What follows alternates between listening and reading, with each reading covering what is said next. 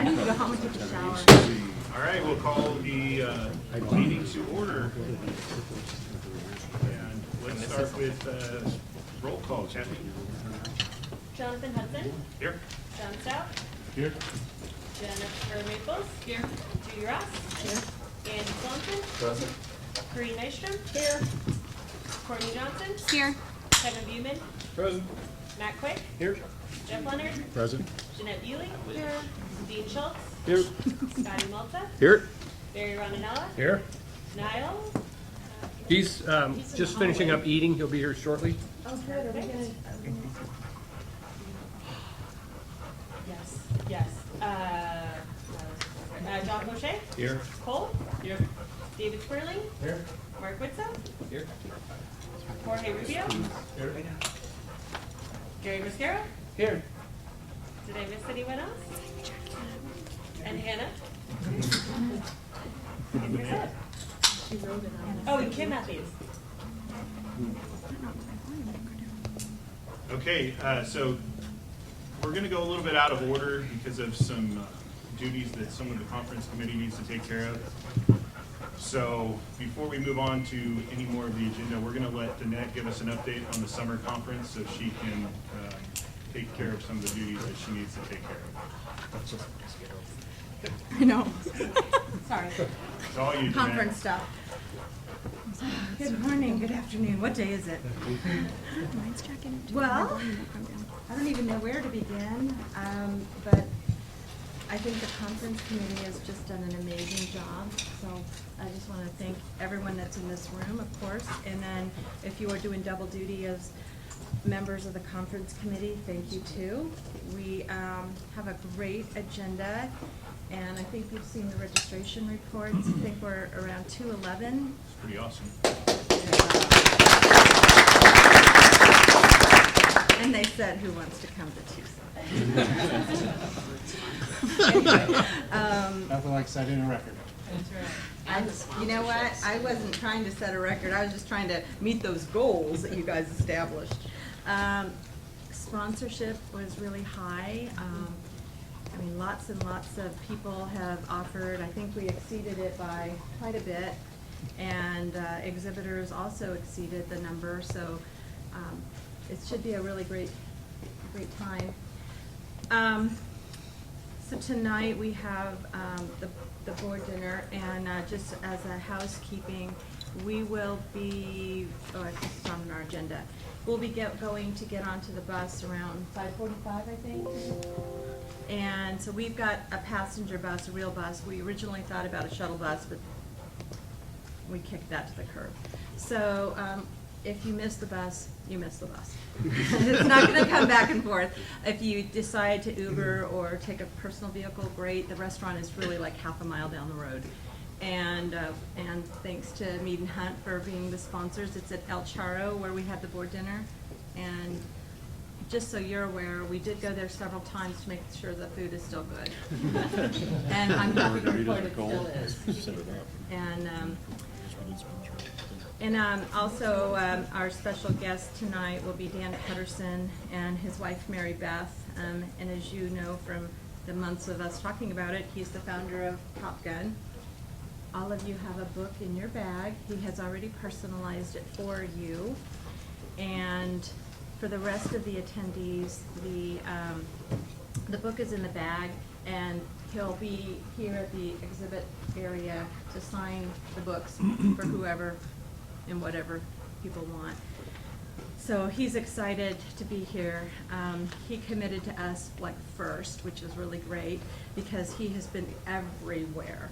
And he'll be happy to tell you that he'll be speaking at the Ronald Reagan Museum on Veterans Day.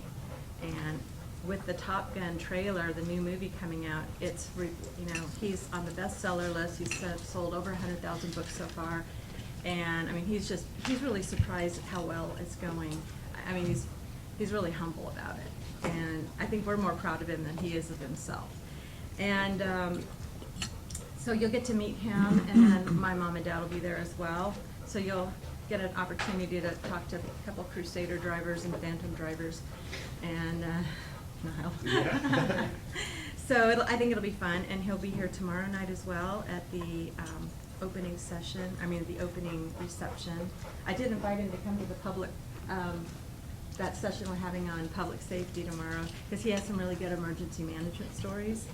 And he asked if we were gonna talk about what it's like to outrun a SAM missile. And I said, it's not on our list, but if you wanna come, and he thought that might be fun. So, when you're on fire.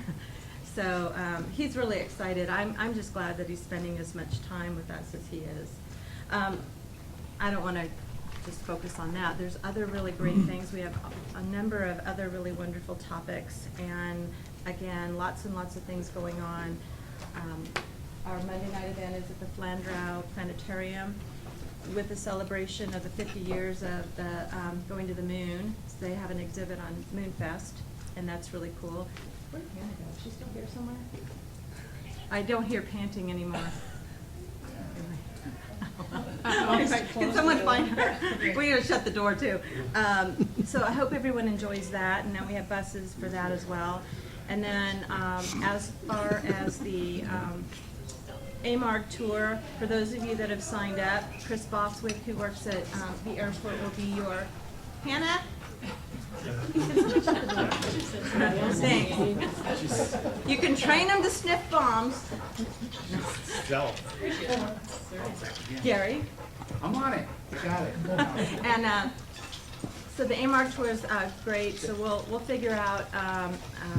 Like I said, Chris Boswick is going to be your guest, and then we've got also a passenger bus for those that are going on the airport tour. I think we have around 28 people that are signed up, so we'll have some staff there to help.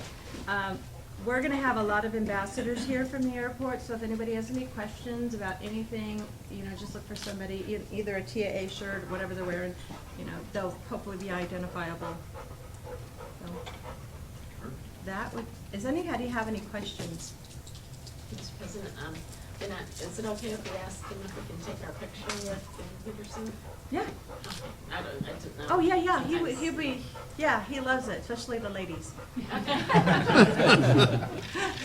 No, he's very, really approachable. You'll really like him. He's really unassuming, and last night he stayed at our airport event until the bitter end, and people even bought more books, bought personal books for their family, and he sat there and signed them.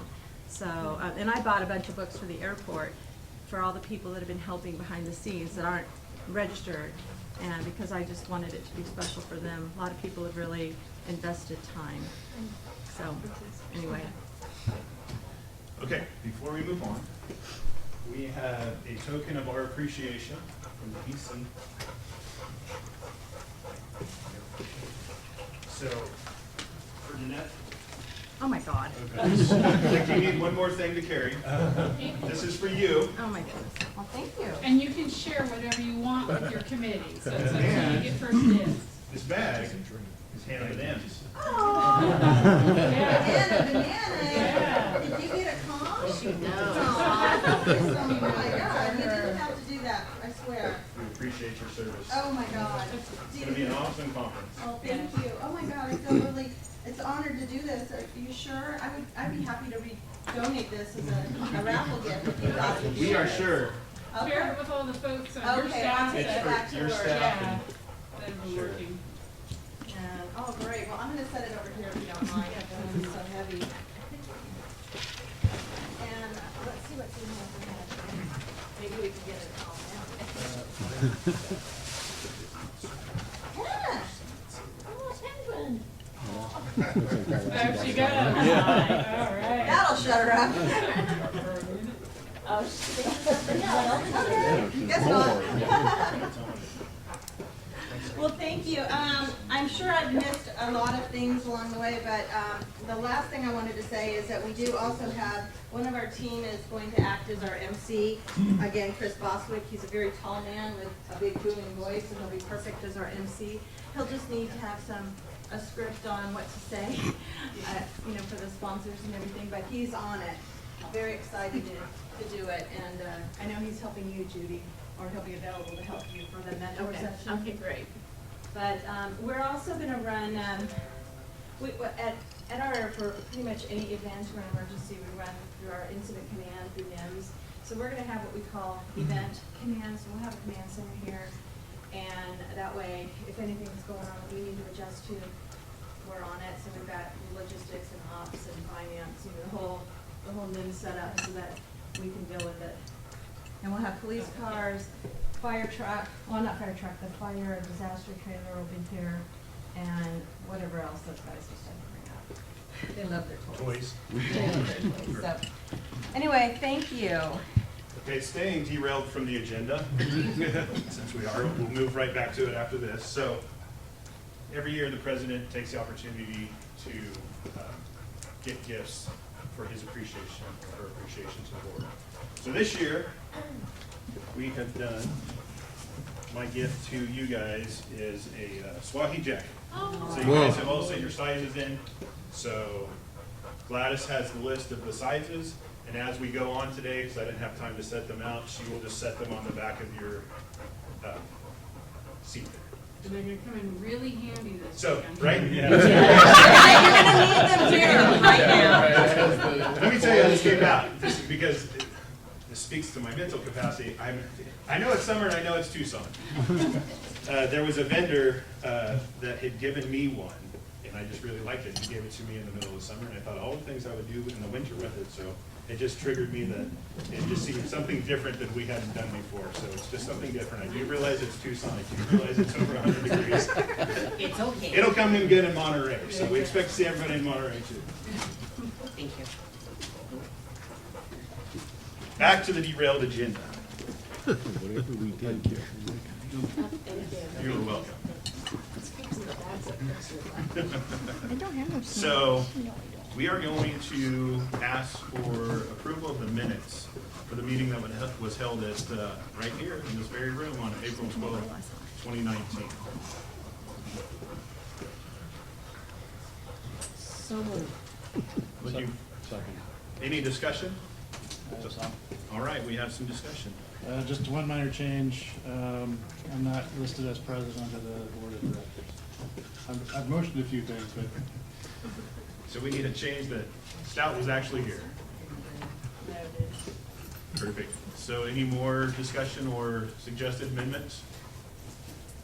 Seeing none, would the motion stand as amended? Yes. Second. So we have a motion. All those in favor? Aye. All opposed? Motion carries. So we're going to skip item number 3 for right now and move on to item number 4. You are up, Kathy. Yes, so on page 6 of the packet are the academic and corporate members for ratification. And all have been reviewed by the membership committee and approved.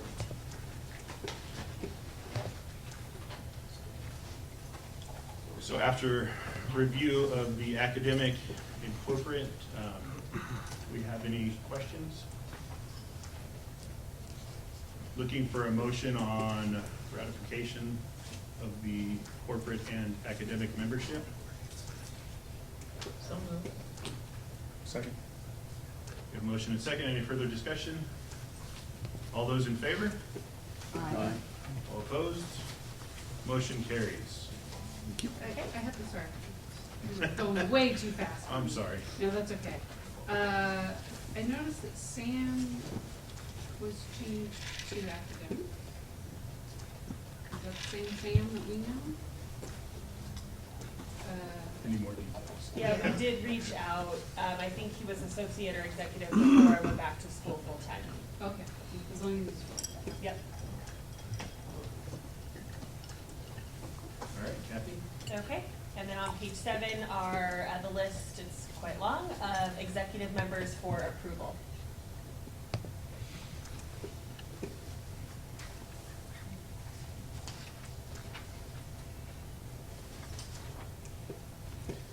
I move for approval. Have a second? Second. Any discussion? I think Judy's in a contest to catch up here.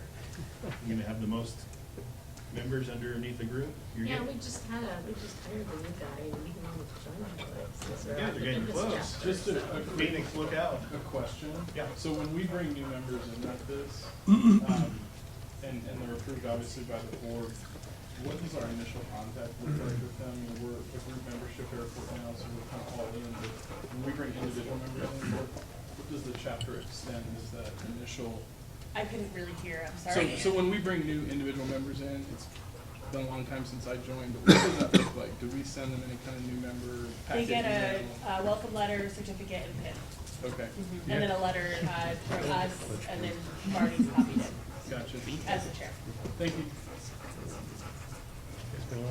All right, so we have a motion and a second. Any more discussion? All right, all those in favor? Aye. All opposed? Motion carries. To the agenda. And then on page 9 of the packet is the membership report by class. This does include all current members as of now. Although memberships expire July 1st, they have until September 1st to renew. So that number there you see currently for July, we have a total of 637 members. We hope all of those do renew. There's still a few that still need to. And the membership benefits will be suspended September 1st. We send out notifications regularly to encourage members to renew. And we did see a jump from where we were this time last year, so that's great. Yeah, it's a pretty significant jump. Yeah, That's huge. That doesn't include the ones that we just voted on, right? it does not. Man, Well, it'll include the corporate and the academic. It does not include the executive, since those, we formally wait until those are approved by the board. So either this kudo goes to Tucson or to our corporate directors, but there was a huge jump in our corporate membership as well. Went to 157, so either, as you got them to be a sponsor, you harpoon them to be a member. Helps to have one of the biggest projects in the nation coming out as, we got a lot of sponsorship, just, not that, we didn't solicit any of it, but I think they're all interested in it. that's cool. They're gonna be snuggling up to you guys, that's for sure.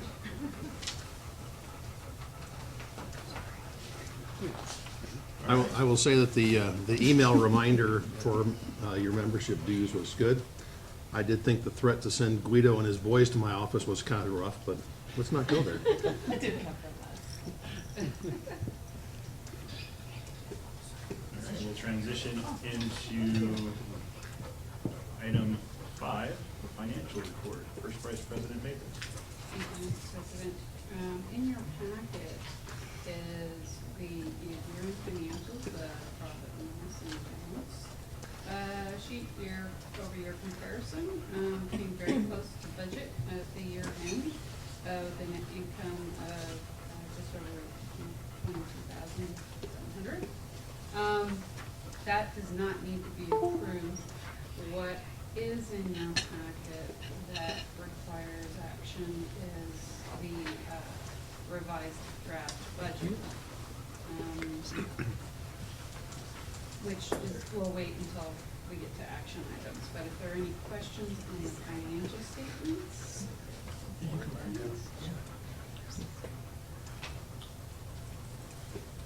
Any questions on the financial statements as presented? Okay. So now we'll transition right into action items number 6. And once again, Vice President Maples. Thank you, Mr. President. In your packet is a revised draft budget. We approved it, the board approved the draft budget in April. The bottom line's the same. The only thing that changed is we moved $2,000 from the expense line item for Monterey Short Course into board-approved programs. And in the memo, or the board report in there explains why. We were approached at the end of our fiscal year to help support military honorees being recognized at AAA National. And this is something that they're hoping to establish as kind of like a self-funded thing in the long run at AAA East level.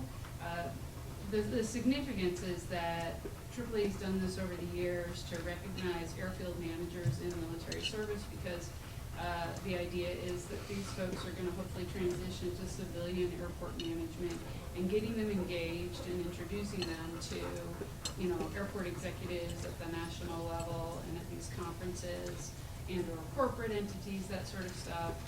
It's a great way to develop good relationships between the civilian and military airport management sector. So anyway, what I've included in there is to match what the other chapters contributed this last fiscal year. We didn't have it in our budget, so we incorporated it this year. So as I mentioned, there's no net change to the budget, we just changed where we're spending money. So I'm happy to answer any questions. This is not necessarily an ongoing thing, but each year we can consider it. And at some point, the goal is that this is not something that we would be needing to support, that it will be self-perpetuating. So, and it's just to get the honorees there to be recognized and to attend the conference. Just a few items I'd want to add to that is, if you hadn't been to the annual conference and seen the military personnel get their awards, it's pretty awesome. So this fund helps them be able to travel and get there. Second thing I want to add is Gladys and Rick Kreider did reach out because there was three chapters that did support that this year. They did reach out in time for us to support, but it really came at a time in transition for us at the end of our fiscal year and approved budgets. It really wasn't in our cards to be able to get something done that quickly. So just for transparency, we were approached and we just couldn't move forward at that time. And we're just looking to move forward this time if they should ask us again.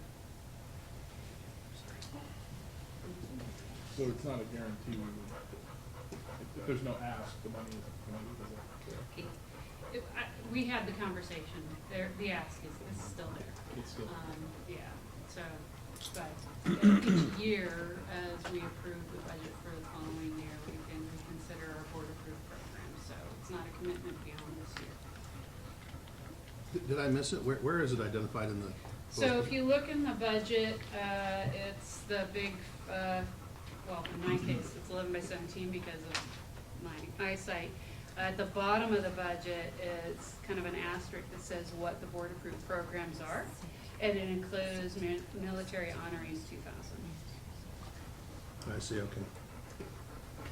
Thank you.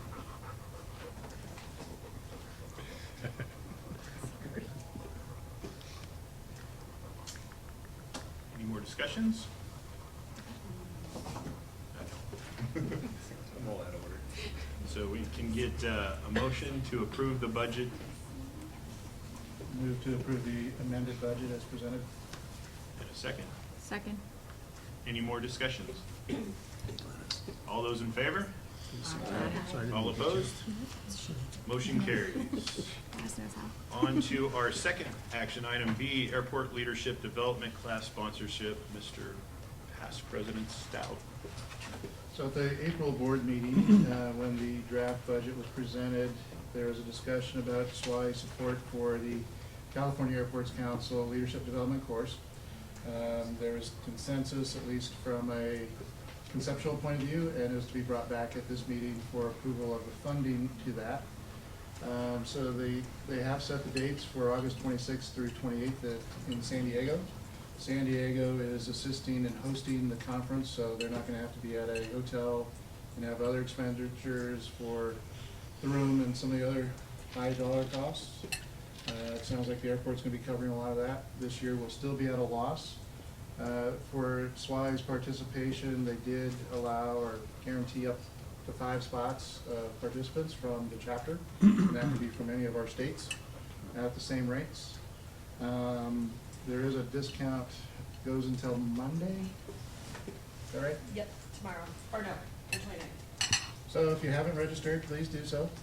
And in recognition that we do have corporate members, normally they model it on the Florida Airports Council. There's opportunity for up to 3 corporate members to participate. And so we encourage corporate members, if this is something that would help you in your corporate side, please do sign up. It is a great course. At this point, they have not involved any other associations other than SWAAAE, but that doesn't mean that come closer to the date, they won't reach out if they can't fill all the spots. Trying to think what else from last time. So at this point, we'd be looking to ask for approval to actually commit the 2,500 and spend it. Well, the good news is we kind of just did. Well, you approve the budget, but it still Probably needs should have a- done it in the other order. It's in there, but you still need a It's in the work of the program. I'll move because I already have a staff member that's lined up to go. How many of the 5 spots are taken? Did you say 5? I think Well, that was it's- one, depending on- I did have the discussion with them, and it's where it's kind of gray, because I have somebody signed up, Judy has somebody signed up, we're both CAC airports. So does that count as a SWAAAE member? It was more intended to bring in the out-of-state, so that's where it's not necessarily taken yet. So, but it was more intended to get the out-of-state participation. I would think Thank you, that as a Councilman. preference, we'd want that, but if those spots don't get filled, rather than let them go empty, we backfill from the chapters, so however we time that, but, preference, I think. would be best. And a week ago, they were only at 9, so there's still opportunities. And I will tell you, it's been very beneficial to have John head this up and on the EC, because it's a very fluid thing happening right now with the organizations and trying to figure out how we all fit together. And it's worked really well to have this conversation back and forth. And you know, the corporate member was a big thing to us when we talked about EC. You know, hey, we have corporate members part of our membership, and so we worked through that. So it's really helped to have John available. So I appreciate your help with that and the back and forth between the organizations trying to make this a good experience for all. So, just one question, if I may, that came up from Arizona was whether or not it would ever potentially be presented in Arizona, and my response was, well, no, because it's the California Airports Council, is that right? All these acronyms. So, but there is interest from Arizona. I think they were just wondering if it would come closer. It wasn't necessarily ruled out. I think they want to get closer to a break even before Understood. since there's still a Yeah. much bigger financial commitment on the CAC part than the SWAAAE's part. And it doesn't mean that it couldn't be done in partnership. You know, Phoenix could fill a whole class by themselves.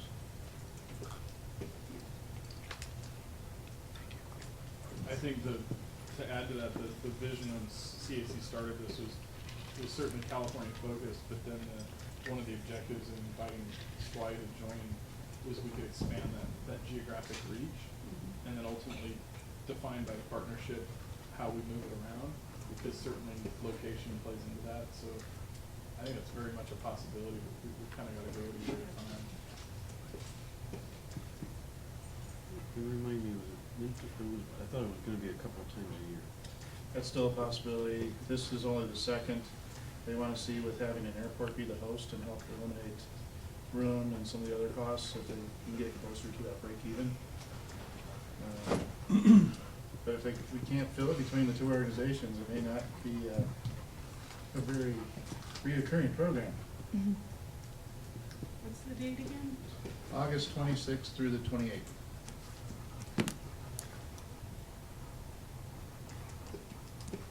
So since we've approved this, in the budget, so in the future, would there be something posted on the SWAAAE website in advance to say, hey, this is coming up if you're interested in participating? I think And I've it's on the received a webs- couple it's on the emails too. website, Oh, it is? And Yeah. we send it out in a news Yeah. alert and then a separate email as Oh, well. I guess I didn't see it. Well, if I may reiterate some of the conversations we've had on that, was the concern was the timing. We weren't given a lot of notice, and it coincided with conference registration. Yeah. So it kind of got lost in the shuffle, and so the request to CAC was a little bit more advance notice and coordination on dates. Yeah, that's kind of where I was going with it. Yeah. They just got in a fortunate circumstance to have an airport at a particular time, free space, so. Sure. And then the value to everybody at that, so. So I think as a point of order, we will call a vote on this. Well, the way the minutes reflected from the April meeting, that was. Yeah. So I am gonna ask for a motion. So moved. A second? Second. Any further discussion? All those in favor? Aye. All opposed? Motion carries. So we are on to informational items. So we already accomplished task A, summer conference. So B is winter conference. Brett Godown, he provided some information. Do you want to follow up with that or just information? I can do that real quick. Okay. First Vice President Maples will inform us on the winter conference. Thank you, Mr. President. Brett is traveling here. He will be at the conference. He'll be arriving tomorrow. Sean Moran, as you know, has been selected as the co-chair for conference. Bob Trimborn is heading the conference agenda. The current working theme and slogan for the conference is best practices cleared for success. And the slogan is, that's the theme, the slogan is now arriving at airport management excellence. So best practices is the theme. This is the 60th anniversary of the airport short course, so it's kind of a milestone. And then it says here, Kathy, may be able to speak a little more detail if the board desires, because I guess communication's been happening there. We did increase the room nights, and that's kind of the main thing. And I don't know if there's anything else to cover there. I know we just added 82 total room nights since we've been exceeding our block for the past few years at the Monterey Plaza. We're only responsible for 80%. We've exceeded that 80%. So even with the increase to the room block, we don't foresee any concerns of attrition for the rooms. And so that was secured and similar to what we did for this year's Monterey. Is this the last year of the contract with the plaza? Yes, but we will be discussing that at the time and place.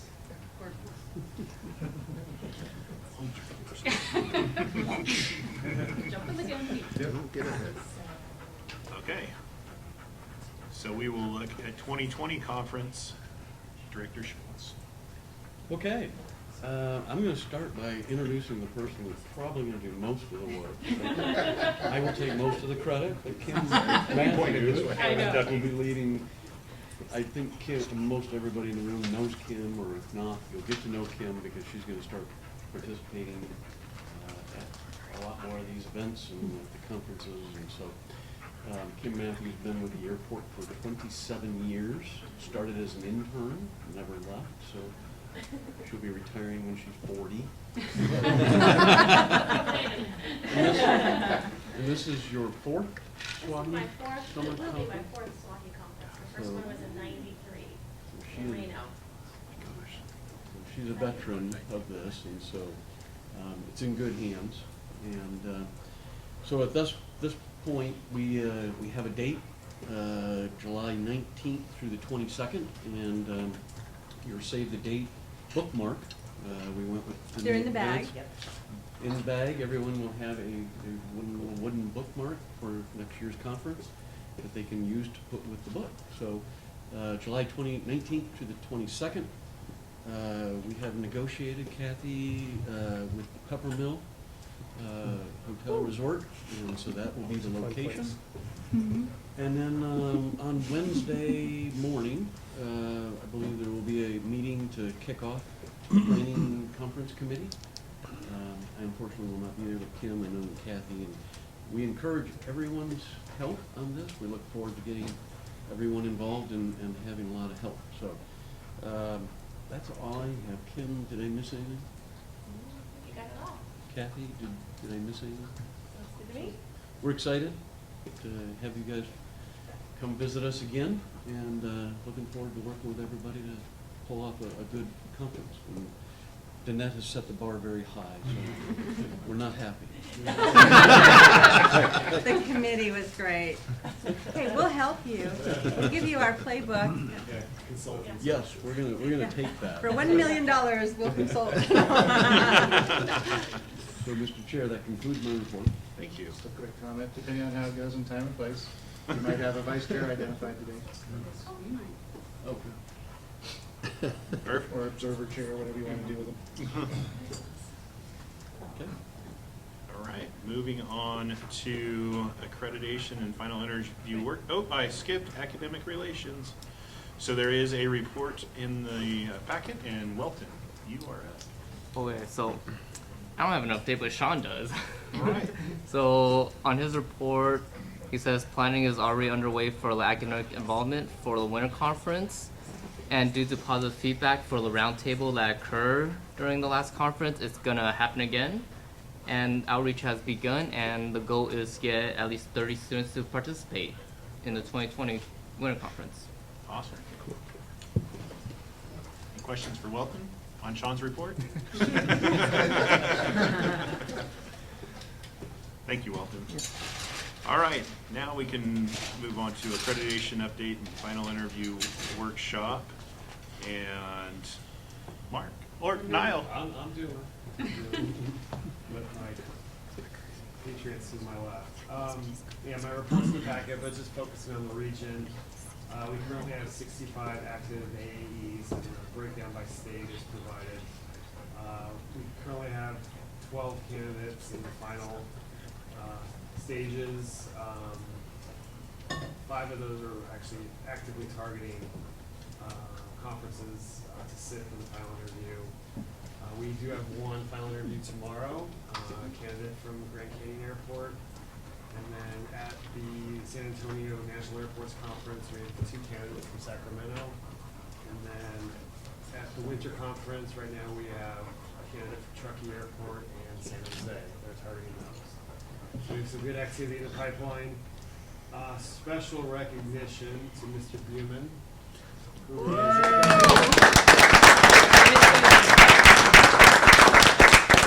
at the national conference in Boston. Congratulations, Kevin. And also Chad Willis from Sacramento was also accredited from the region at the same conference. Giving the final interview workshop in San Antonio in October. And then our BOE has a retreat in Seattle in September. And we do, I'm very happy that Mark Witz is back in the region and we're back together again. But you got a couple updates, right? Yes, so I'm at large, so I have candidates from all over the western part of the country. So I have 2 from South Central chapter, 1 from Northwest chapter. So if anybody has contacts with somebody that you'd like to see accredited and they're just waiting to study for the final interview, you can certainly talk to Niall, but if they're not in this region, just have them give my name. I do have capacity to take more people on. I'm really excited. We have new question books, so when people go to the final interview, we're asking new questions now. And so that's kind of fun, because once you've gone through the books several times, all the questions, you start to remember them. Yeah. And it's sort of like, oh yeah, that one, number 8. Everybody gets number 8. Or you pick the same ones. Yeah, you kind of figure. So now they're mixed up and we've got new questions, so that's fun. And for the first time, I think, we have 3 Sun Devils on the BOE. Should we save that here? Yeah, you should. It should be. Yeah. So that is new and different. It doesn't mean that the standards are in the test is that much harder. We just partied more. Yeah. but it is kind of a contribution that Arizona State has made in the industry now. It's coalescing around the BOE. So that's my contribution. That's great. Thank you. Any questions or comments for the DOE? Oh, the other ASU grad is Casey Denny. He used to be in the region, now he's in Ohio, Columbus. Okay. Moving on to Diversity Task Force, TJ, and if I am correct, he did not provide, okay. So we'll move on to AAAE Corporate Committee report, Mr. O'Shea. So I did not provide any report. We had a meeting in Boston And I am the new incoming chair, so my first meeting will be at the NAC if I show up.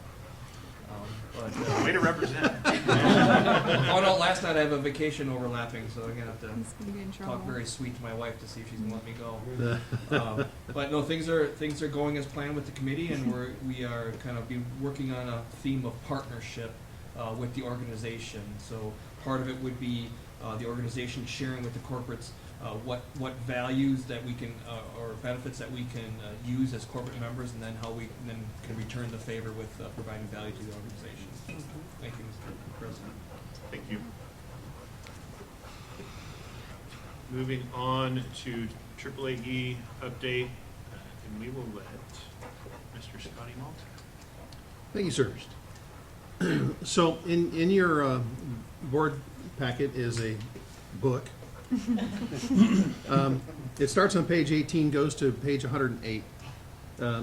It's a very, very long report. Let me give you just a little bit of history real quick.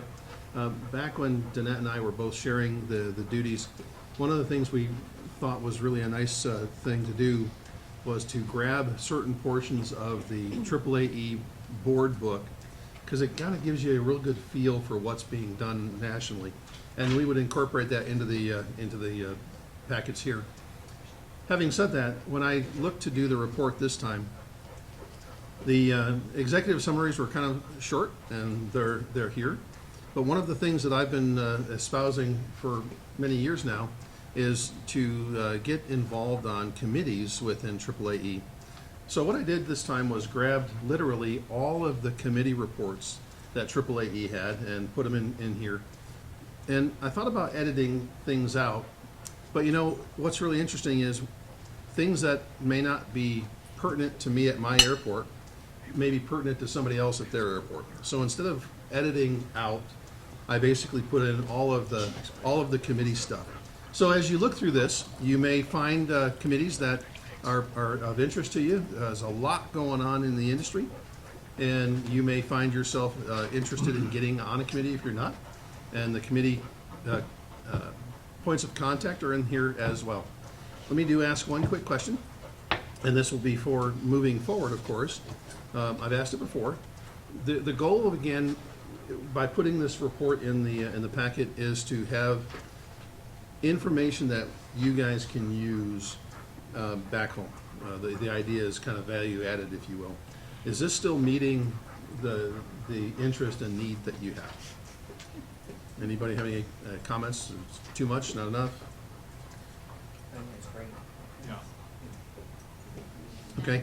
The last thing I'd like to say is, and again, the executive committee within SWAAAE and the SWAAAE staff once again did a really awesome job of recognizing the passing of Todd as they went through and talked about our succession, and as we got Tori into the position of the chair and Rick, or excuse me, Larry Crowder in as secretary treasurer.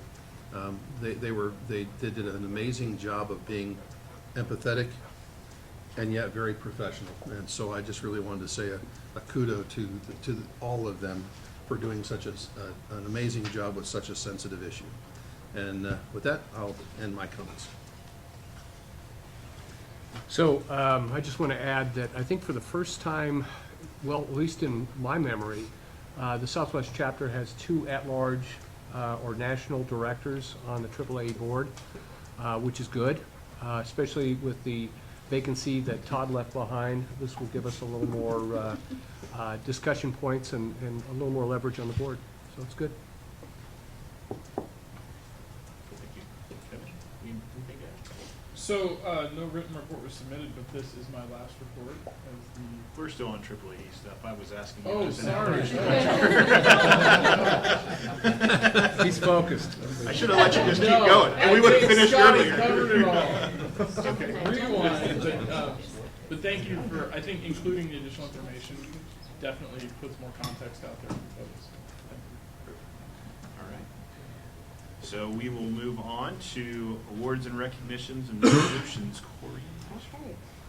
No resolutions to present to the board today, and as far as the awards, stay tuned.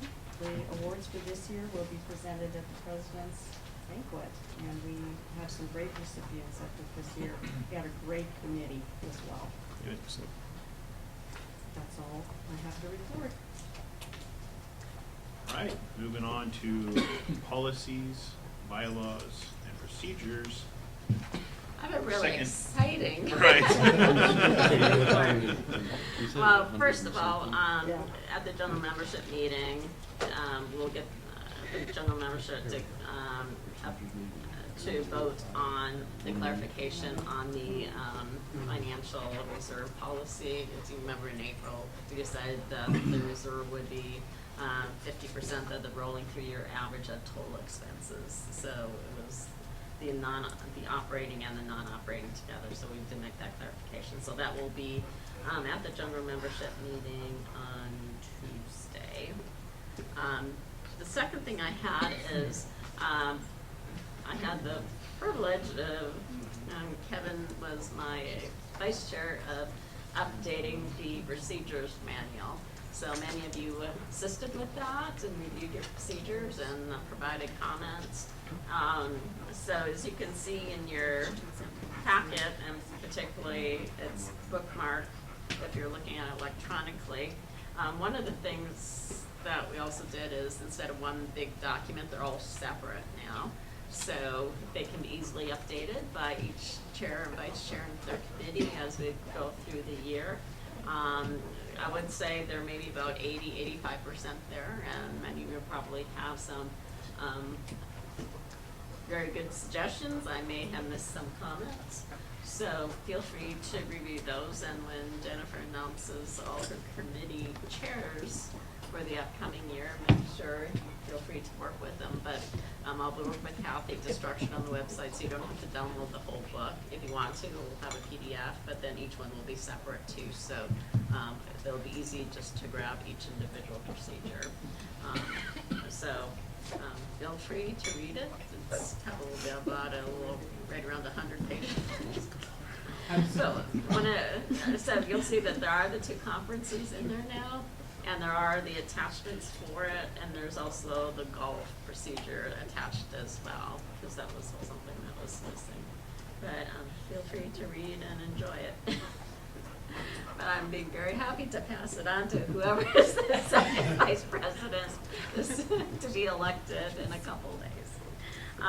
The third thing I had, it's not necessarily part of the bylaws, policy decisions, and procedures, but it's regarding the new first-time attendee student mixer on tomorrow at 5:30. We have 17 new attendees. Nobody indicated they were a student, but they may show up. I have 11 ambassadors. We do have a mixer game type thing that we're going to do in the first 10 minutes or so. And then we'll be assigning, carrying up people. So I still need a few more ambassadors. I think I have a couple just signed up within the last couple hours. So feel free to come and join us at 5:30 at the Canyon Cafe and Bill's Grill. It's the same place as the welcome mixer, so just show up a half an hour earlier and it'd be great. Judy, those who volunteered are automatically in? Yeah, Okay. I got you as a volunteer. Okay, I'm just making sure. Yeah. And where again is it? Canyon Cafe and Bill's Grill. Okay. So it's right up by the poolside, basically. Yeah, right? yeah. Right where you just were, Scotty. Oh, Where is you it just were. outside or Okay. is it Remember inside? where you had lunch? What was that? Inside or outside? The event will be both inside and outside, but Okay. I suggest inside. Okay. Inside. Okay. Okay, and thank you for all those that have volunteered already. And I have you on my list. So, and thank you for anybody that just wants to show up. If you're unable to make the mixer, is there a way to still pair up with someone? Yeah, just let me know. Okay. I'm gonna say, Judy, there's 2 more first-time attendees that haven't registered yet that are coming, and we invited Oh, them. that's to 19, that. okay. So just It's a heads a up. few more. I think the main goal is just to have the newcomers get familiar with a few of the folks, so if they see any questions or stuff, right? Or are you actually Yeah. expecting to pair up with specific? Well, yeah, to A get. little bit of both? Yeah, Okay. and on the mixer type thing is, just don't go to somebody you know. Don't go to Scott and ask them a question, go to somebody you don't know. So you can reach out to the most, of the first time attendees at the event. And then, the one that's the winner, I guess, will get to pick who they want, and then we'll just informally pair people up. And it's not that you have to stay attached to the whole conference, it's just, and somebody that they can reach out to during the conference. Let's go. Mr. President, if I might, Judy, nice job on putting together the packet. You know, we've been talking about that for a long time, and I know it's been an evolving process with our procedures manual, but it really is nicely presented, and it looks like everybody did a great job of providing information. So, well done. Thank you. Thank you, and thanks to everybody, because all the committee chairs were submitting comments and updating their section, so. That's great. So if I heard you correct, all the comments you want to give to whoever may be our incoming Yes. person? Making through the water Yes. Mr. President, I just have a comment regarding the, what do we call it, newcomers reception? Yeah. So actually, we're asking everyone in this room in the leadership role, whether you're committee or on the board, to attend, because we want our newcomers to meet the leadership. So even if you're not in a position to be able to mentor, we ask you to get there half an hour early if you can, just so that they can get to know you. And hopefully that will help them engage. We're basically copying what National does in DC. It's a great thing, so why not do it? Okay. So moving on to corporate update, Jeff Leonard and Matt Quick. All right, thank you, Mr. President. You can see on page 204 of the packet some of the items that Jeff and I put together. I think one of the things to report back on and give you guys an update on, when we were in this room back in April, we talked about initiating conversation with the FAA on holding some FAA consultant forums or roundtables, if you will. And happy to say that since April, we've been able to hold our first one at the FAA Western Pacific Region Conference in LA. We had about 50 consultants attend that, and FAA had about 10 personnel from the FAA offices, different ADOs. So it was a great first discussion forum, and so good, in fact, that we're having a second one at the tail end of this conference on Wednesday morning. So we've been fortunate to get Mark McClarty and Mike Williams to commit to that. Mark will not be at this coming one on Wednesday, but Mike Williams and Lori Setmeyer will be attending. So we appreciate SWAAAE being a forum for us to be able to get word out on this and to hopefully provide some value to the corporate membership in terms of having some good discussions with the FAA on various topics and best practices and what's going on to help further provide a product to the airport sponsors.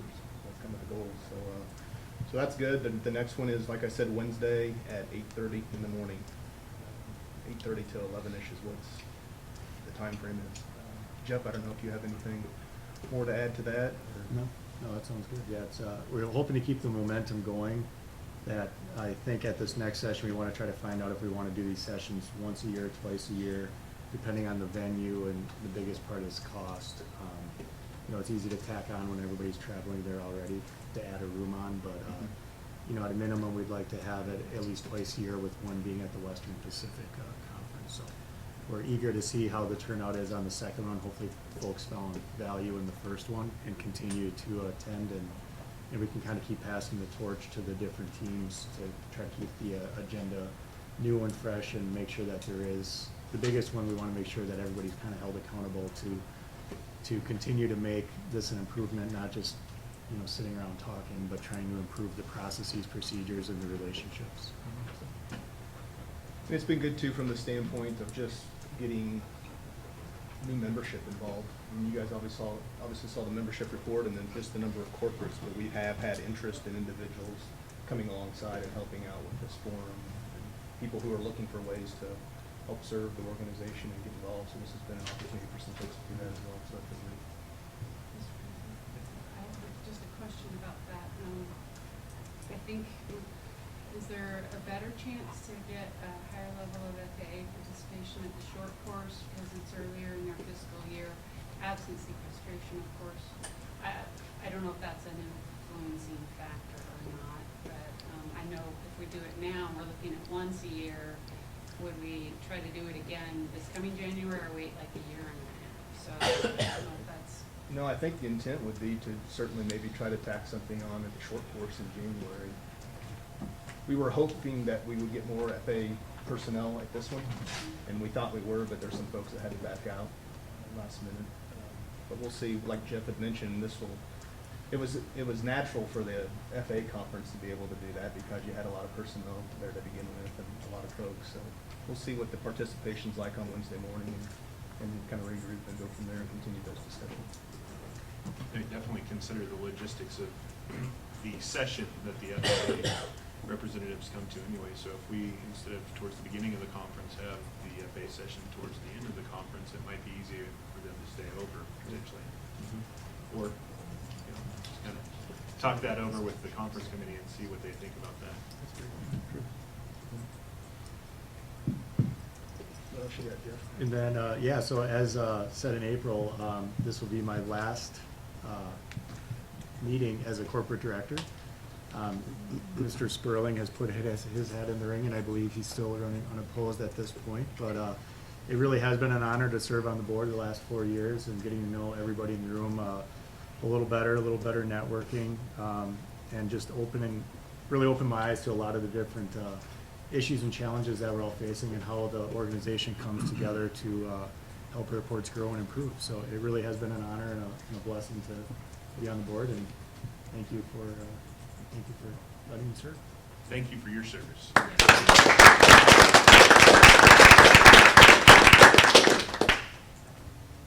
And just one more thing, we do have a corporate meeting scheduled for Tuesday afternoon at 4:30. So anybody that's interested, feel free to pop in and we'll get feedback from the conference and sponsorships, exhibitors, all that good stuff. So 4:30 on Tuesday. That's all I have. All right. Director Buman, would you like to give us an update?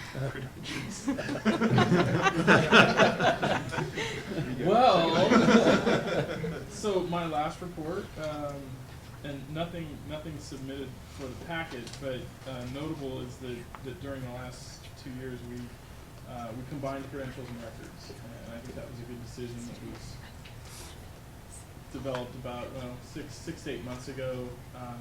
Combined those, we've got the records up to date, or as up to date as they need to be for the moment. And I think the question I leave for the group is given the path that Credentials has been on, which has been limited interest, I think we need to think about going forward. What does it take to reintroduce that to the membership? Because apparently I haven't been very good at it. But in a way that I think goes beyond just the efforts of this committee is what I would propose. And how committed are we as a chapter to doing that? Because it's unique to our chapter. I think it is a cool thing. It's an added value. It's a point of entry for engagement with a lot of membership that aren't necessarily in the accreditation program. But I think it's incumbent upon the chapter to look more closely at that and how we want to do that going forward. So I think there's an opportunity there. And whoever succeeds me will have a chance to carry that in a likely new direction. Thank you. Comments for Director Buman? All right. Item M, ethics. First Vice President Maples. Yes, Mr. President, was a brief report in the packet replicates what AAA included in their report, and I have nothing additional. Thank you for that. Legislative. Brad Hagan, who could not be with us, and he actually sent us an email and said all calm on the legislative front at the moment. So we will move on to membership. Barney, who can be with us, but obviously we had the membership report from Kathy earlier in the meeting. Move on to nominations. Past President Stout. All right, after some effort, we did get a really good slate of candidates, and we did have to do a electronic vote to ratify that, to get it out for the membership for Tuesday. For second vice president, we have Kevin and Jorge getting ready to duke it out. So, hopefully you'll do like I did when I was running against DP. Going into the general membership meeting, we had the theme to Rocky playing, and we both came down different aisles. So, have some fun with it. At large, Corrine, running unopposed, unless there's something we should know about, but. I'm ready to go. Southern California, Justin from Catalina and Welton. Northern California, David. Dakota. Thank you. Right, go down. And then from Nevada, unopposed, Dean. So, we'll have a good, healthy election on Tuesday. Vote early, vote often. Corporate director. And corporate director, sorry, David Sperling. Fantastic. It's on the back of the page. It's on the second page. 215. I buried the second page, that's fine. Sorry about that, we do have a corporate director. And then I didn't get a chance to finish it for review at this meeting, but I'll be passing it off to Jonathan. We took a flow chart that the Great Lakes chapter used, and right now it's really small way in the corner, but it shows pathways to get involved with the chapter and national. And so this will become eventually part of the nominating procedures and put out on the website, so it helps those that are seeking ways to, hey, I want to do something, but I don't know what. So hopefully that'll. If you haven't seen this thing, it's a monster, but really well done. Has some clarity to add, but. Well, plus the national level is taking a look at it. Larry Crowder and Craig Williams have been working together to basically use that in the pathways to engagement that Jean Olivier began to really kind of help the chapters and the association to take a good look at this, because not everyone wants to go, to the ultimate, national chair, but so there's lots of different pathways, and you can kind of look at it and see what do you want to target. So I think it's going to be a very useful tool. And then last thing is to thank my committee members, Gary Mascaro, Mark Batista, and John Fouché. Working the bushes to getting the people to volunteer and be harpoon. That's it. Can we get the name badges that say candidate, and we know who will buy our drinks? Just suggestion. That's nice. All right, moving on. So, scholarships. Gladys Brown. So we had 2 for accreditation.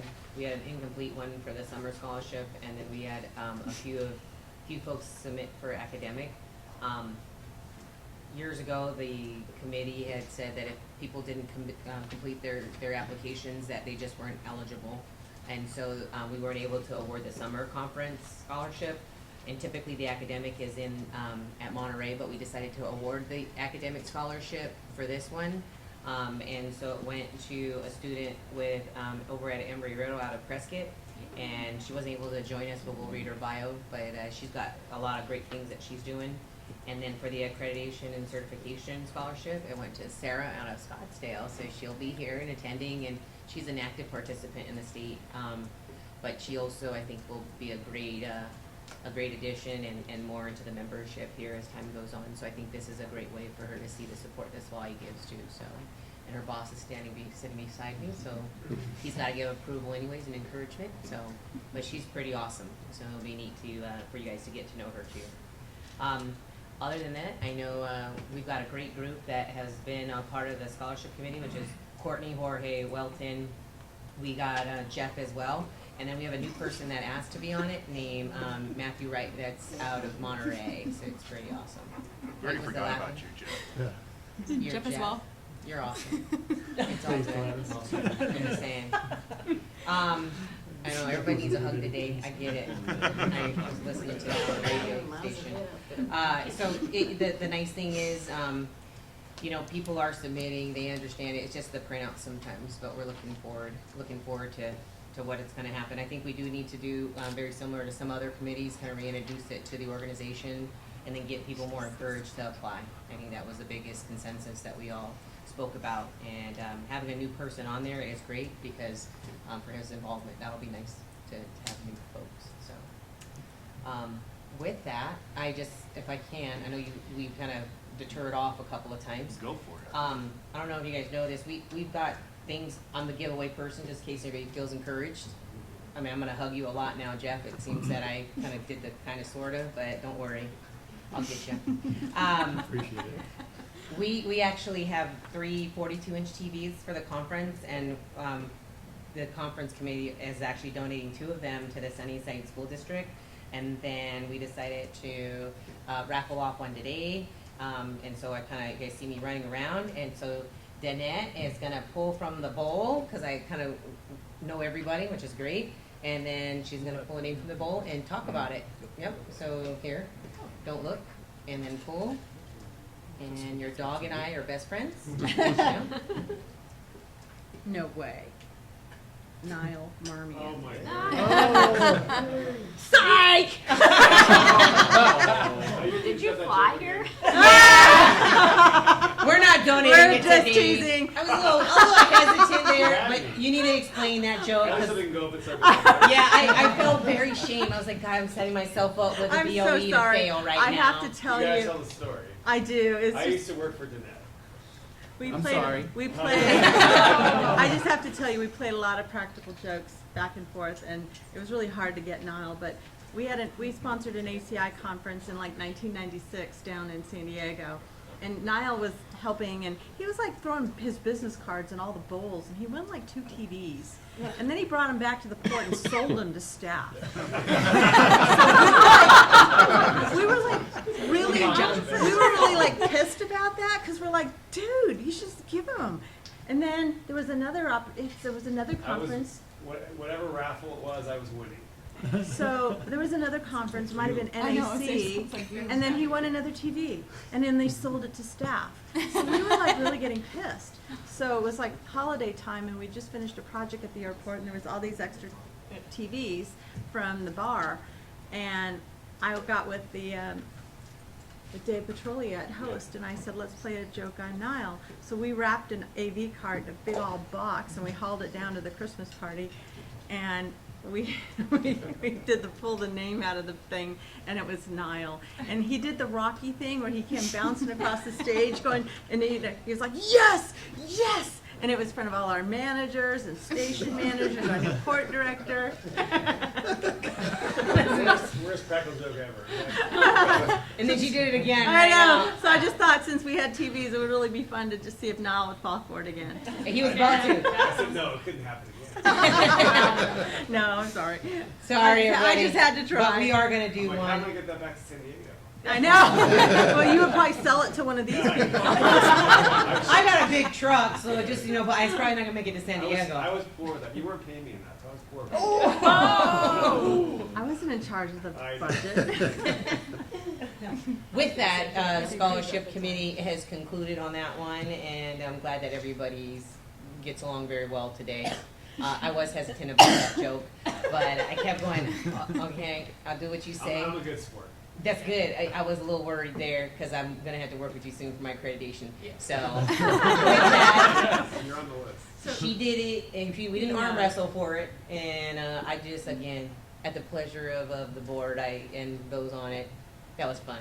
That was awesome. You were too distracted. You weren't even watching us, so I was like, it was perfect. So, You got me again. good. Sorry. So when will you do the actual drawing for the TV?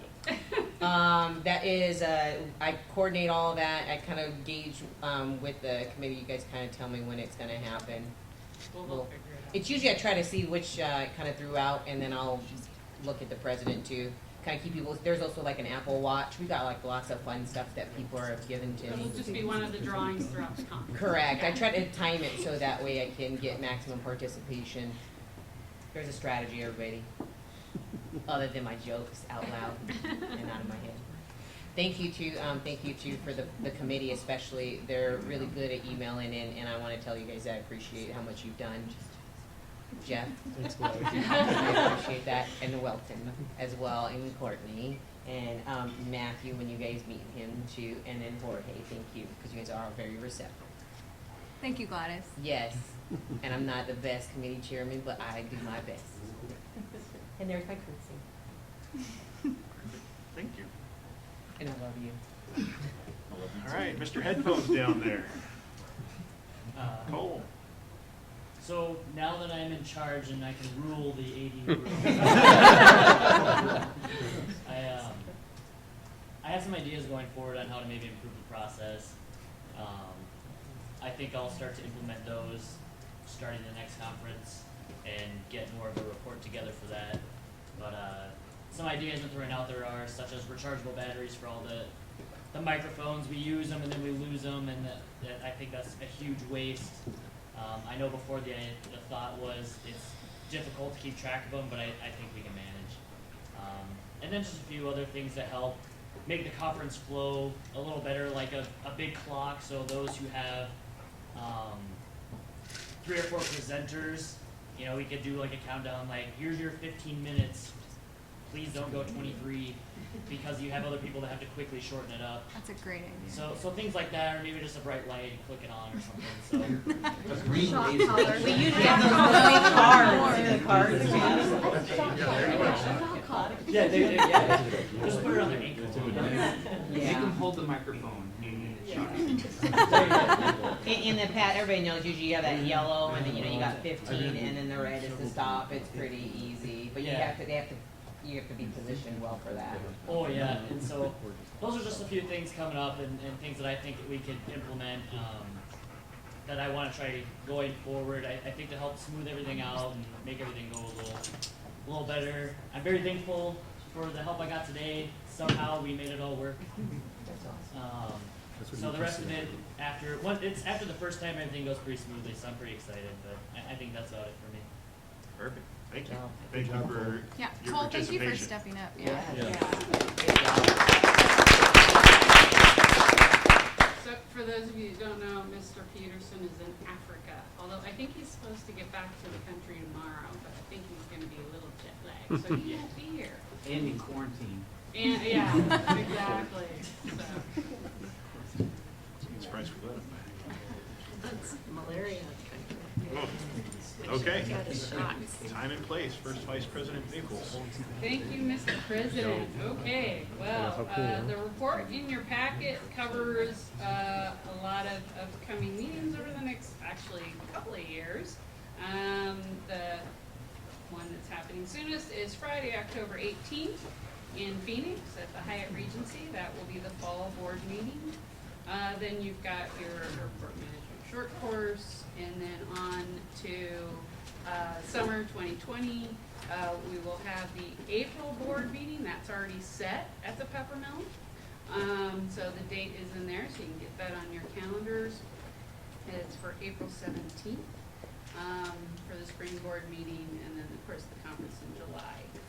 A couple of updates for those of you who I'm sure have been anxiously concerned about whether or not we would be going to a different venue in Monterey. So it's a good news, bad news thing. If you love the plaza, well, we've got one more year. We went ahead and executed a contract for 2021. It's a single year.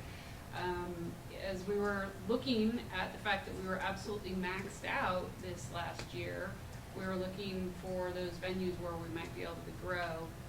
There's only one place that could accommodate us, and that is the conference center, which unfortunately charges us for the room. So it would be an additional $16,000.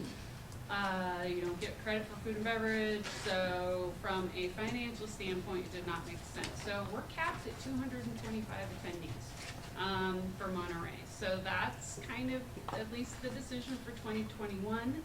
And one of the questions I have for this group is, should we consider trying another 3-year contract for the plaza, or just kind of go year to year? There doesn't seem to have been any financial benefit. We haven't had any better, I guess, negotiating power with those extended contracts, but it does at least secure it for us on the date that we prefer further out. So it's just kind of a discussion item for the group. If there's any thoughts, we know where there are the next two conferences for the 60th and the 61st. And I welcome any input on that. So just for longevity, is there any opportunity to work with the plaza? So right now you've got 2 years, but do kind of a first right on some dates so they would notify you before they committed somebody else to our preferred dates for 2022? Instead of doing, maybe do it a year or 2 out, but not doing I think those are longest 5? We could request a courtesy hold, so it's basically what you're saying, is Right. they'll hold the space and we'll be the first that they notify should someone else be interested. And I do have their rates for 2022 and 2023. 2022, what they're offering is $219 for an inland room, and then 2023 would be $228. So the value of not doing a multi-year contract is if there is a financial, if there's a recession, rates might go down. So, but you don't. Yeah, and that's exactly what I was gonna go to, because we went through that before, and I hate to be doom and gloom, thank you for jumping in there ahead of me, but and we saw this, and I hate to say it, but I think we're getting towards due, and if we end up locked into a contract, and we were there before, so, and then we came out pretty well for some time, and now we're kind of back up to. And what is the implication of doing it a week later? I mean, if we're in that same late January, early February, and Don't mess with my Super Bowl. well, okay. That's the implication. So it moves 2 weeks. I mean, is there some absolute reason we have to do that last week of January if we get the benefit of flexibility in year to year? So we move it 2 weeks. Does that blow apart the model? Well, I think, like Kathy said, we can do a courtesy, so that we're in a position to still get that week. If we want to, if they have someone else who's interested. So, but to your question, I think it just depends upon whether or not there's other industry events taking place that would be in conflict with moving it one way or the other. Too soon, you're close to aviation issues. Yeah, in the holidays. Yeah, and then after that, Super Bowl. Madam, when do we have to notify them by to extend 1 year versus 5 years or 3 years? Right now, we just have a contract for 1, but we can extend that. There's not a deadline necessarily, so. So if we see how much registration is this time and what our numbers are this time, kind of gauge it by that if we're turning people away versus Right, we can right still there. do the courtesy hold, and then if, there is another group interested in the space, then we can address it sooner if needed. There's no benefit to signing a multi-year Right. now for 2021. And I thought we did 21. Yeah, I haven't signed a contract yet. Okay. But We're about to. So there's no benefit that they've offered to do a multi-year for 2021. Mark? So, when conferences get successful and they're in a city that has, say, one particular property doesn't serve well, one idea might be is to look at some of the adjoining hotels around the region and just get a block and let attendees decide where they're going to stay. Because really, all you need is enough room. You actually just need the meeting space to be big enough. The meeting space only occupies about 225. Is it just? Yeah.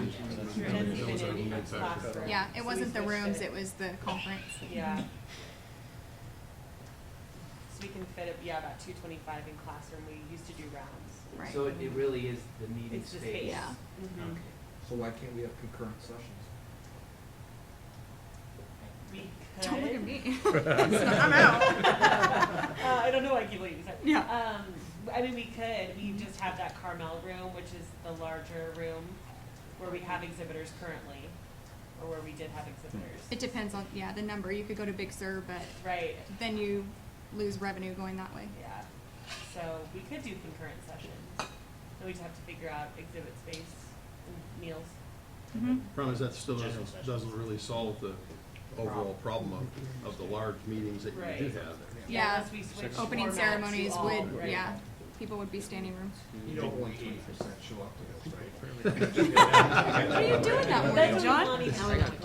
Do we have to pay for the registration? Who cares? Go ahead, Dean.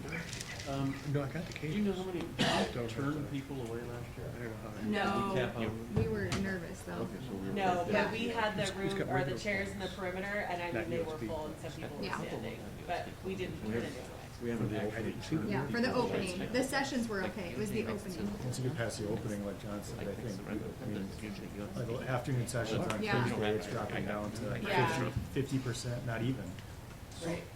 So we have our new technology, we can put it on monitors in another room and TVs, Dial will donate some TVs, we're That's a great idea, Andy. It'd just be delayed by like 2 or 3 minutes. That's it. So, don't wanna throw a wrench in there, but because I know that this was discussed a few years ago, and there was a lot of discussion and probably some controversy. But is there any thought of reconsidering finding a new location other than Monterey? I know some people have some very, very strong feelings about holding it in Monterey, but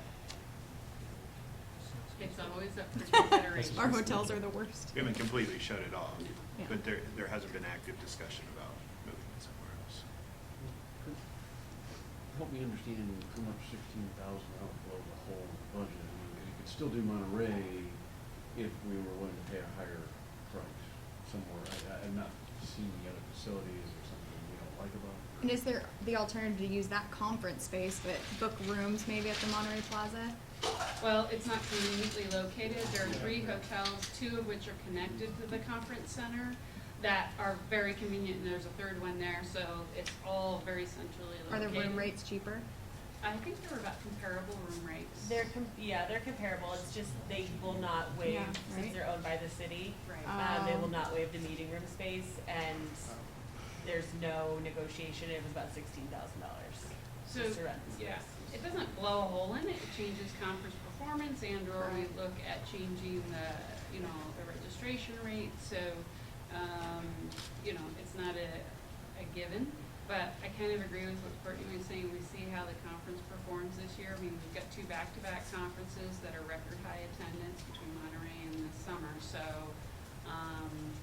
I think we can kind of gauge that. We'll still be 2 years, this coming January, we'll be looking at potentially booking for 2 years out, so we've got a little bit of time. Is there a cap at the other venue as far as At registration? the conference center? Yeah. No. Not There's a lot of anyone that space. we would approach Yeah. anytime soon. Do we have any attendee survey data or membership data that helps us understand the importance of Monterey as a I think we should location of probably do that. Well, we did at one point. But fresh data, I mean, now. Did you that we're- volunteer, Kevin? I'm happy to help with that. I think it's an interesting question because if we think about trying to look at what's driving the value of the I know, conference right. as Oh, it's I just growing, volunteered. certainly our membership has grown, but the risk in taking it from Monterey to somewhere else is that we didn't understand how important Monterey was to why people were there versus the content of the conference or interacting with all the wonderful people we are. And I think we would want to understand how important is it to have it in Monterey. And if people say, I don't really care, as long as it's good people talking about good stuff, hold it in Tucson. I mean, wherever. I mean, because there's a lot of great winter destinations in Arizona, in Southern California, wherever we want to go, that maybe that drives even more growth because people want to see it rotate. I think we have to ask ourselves the question in that, the membership and understand that. There's a lot of great Bakersfield's really cool. And winter it's fantastic. Yuma is tolerable in the Mark, winter as well. define tolerable. And Dean It's like just made 70. a good point. We could get credit for this with our membership growing. Depends on who leans, I mean. No, I think it's a good point. I didn't Our catch mem- the point, With sorry. our membership growing, if we're gonna put a cap on this, then we're gonna be precluding or excluding some of our membership I think that's what potentially. Kevin's feeling, is there a way to correlate attendance and membership levels and see as one rises, does that rise, you know, there's a correlation. Right. Well, and presumably, if you're gonna cap attendance, then you're gonna likely raise prices and try and kind of drive down that demand, because supposedly there's gonna be more value in it, right? Right. If we're limiting Right. the supply, but I don't think we wanna do that. I think it's always a come one, come all event, and if we get to the point where it is a capped event, there's some unintended consequences with that. I volunteer to be the bouncer so that the 226th person just has to wait in Co-mark? the foyer.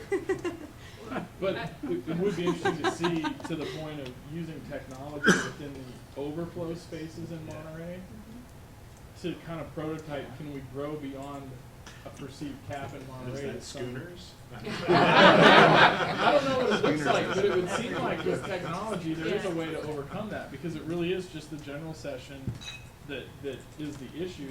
The room block is adequate, the venue's awesome, there's a lot of history there, it certainly drives attendance, so if we can fix that issue, maybe we can stay there. Because you brought up a great point that even if you move it from, even if it stays in Monterey, if it goes to convention, you might drop off to 150 just because people bring their spouses, and like you said, it's a couple miles away, but it might change a lot of the dynamics of Just by they're gonna come to venue Monterey, just by making the venue change. It's a very different feel. Alright. Yeah. So I guess I would say that no matter what the decision is, I'm glad I will no longer be on the EC when that decision is made. Actually, this is great discussion, and one of the things that I think it's important is for us to, we can't always say that's the way we've always done it, you know, we gotta consider other things. So one of the things I'm gonna include in my notes is to talk to Brett and Sean about getting, session attendee numbers, so that we can kind of gauge, we know what our registrants are. We know pretty much the opening and the keynote in the first session is always the highest attendance, and then it kind of varies from there. But I think that, we need to constantly be asking this question, and maybe now's the time we need to ask it again, so. Thank you, I appreciate the feedback. We know where we're for the next 2 years, but. If you think about Bakersfield, we'll even paint otters on buildings. I was actually thinking Santa Cruz, it's not that far, and you got the boardwalk, so that'd be kind of fun. I have no idea if they have a venue that can accommodate this stuff. Or even San Diego. Your time's coming, Mark. Your Or time's San coming. Francisco. We're game. There's a lot of options. There's a lot of options. So with that, that's kind of where we are there. I'd like to go ahead and talk about, we have summer 2020 worked out. Summer 2021 is slated to rotate to Northern California, and we have a potential venue for consideration, and that would be Sonoma County. So that would be 10 years after they hosted. Last time they hosted in 2012, so they'd be hosting in 2022. It would be a different venue than last time, if I understand it, because the Hyatt was kind of not large enough. Plus, their expense really super high. So there is an alternate location. I'll just turn it over The to Doubletree? Yes, Mr. Stout. So I'm gonna have to look to our executive director a little bit. She's been talking to the hotel, but it's the Doubletree in Rohnert Park. They do have plenty of conference facilities. The venue's large enough for a 200+ participant conference. The problem is to get a rate of 169, it's 2 weeks early. Yep, Earlier than we July normally do it? 11th through the 14th. So that's a question to the board. Is that too early and too much of a change, or is a higher rate acceptable and have it right around the same time? If it's at the normal time, Kathy, what's that rate? It is about $230 a night plus tax. Right. So, And so what was significant change. what was the earlier rate? $169 plus tax. Yeah. You know, if I'm not mistaken, in all the years I've been part of this association, our summer conference has moved from early in June to late in July. So I'm thinking in that 2-month window, saving $50, $60 is really a good idea. They also offered the first week of August, but we didn't know if that was too late. At the same rate at 169? Around that rate, yes, but that was the lowest rate they could offer, July 11th and 14th. I think it's probably getting close to the NEC. Yeah. It's gonna be too close to annual with early July. Well, even that is weird. I mean, you think about it, the annual this year is in May, early, so it bounces back and forth too, depending on. Yeah. Then we have the other, the Aviation P3 conference that we've been bouncing around. Been hitting on that. Yeah. So it was kind of a, okay, this one's not, I'll punt it to you guys. So we're looking for a general consensus on, do we do it late and spend more, do it a little bit earlier and spend less? If those two options aren't acceptable, then you need another Northern California venue. No, you're stuck. Yeah, you raised the hand, you're done. No, I think, I Just hoping for don't mind the Frozen. July dates. Personally. Yeah, the earlier dates. I like the earlier dates too, and it might increase our participation. Right. If people are working with tight budgets. Be mindful of end of fiscal year stuff for those on a June 30th end. Because you know, you got to get all your stuff done 2 weeks before the end of the year.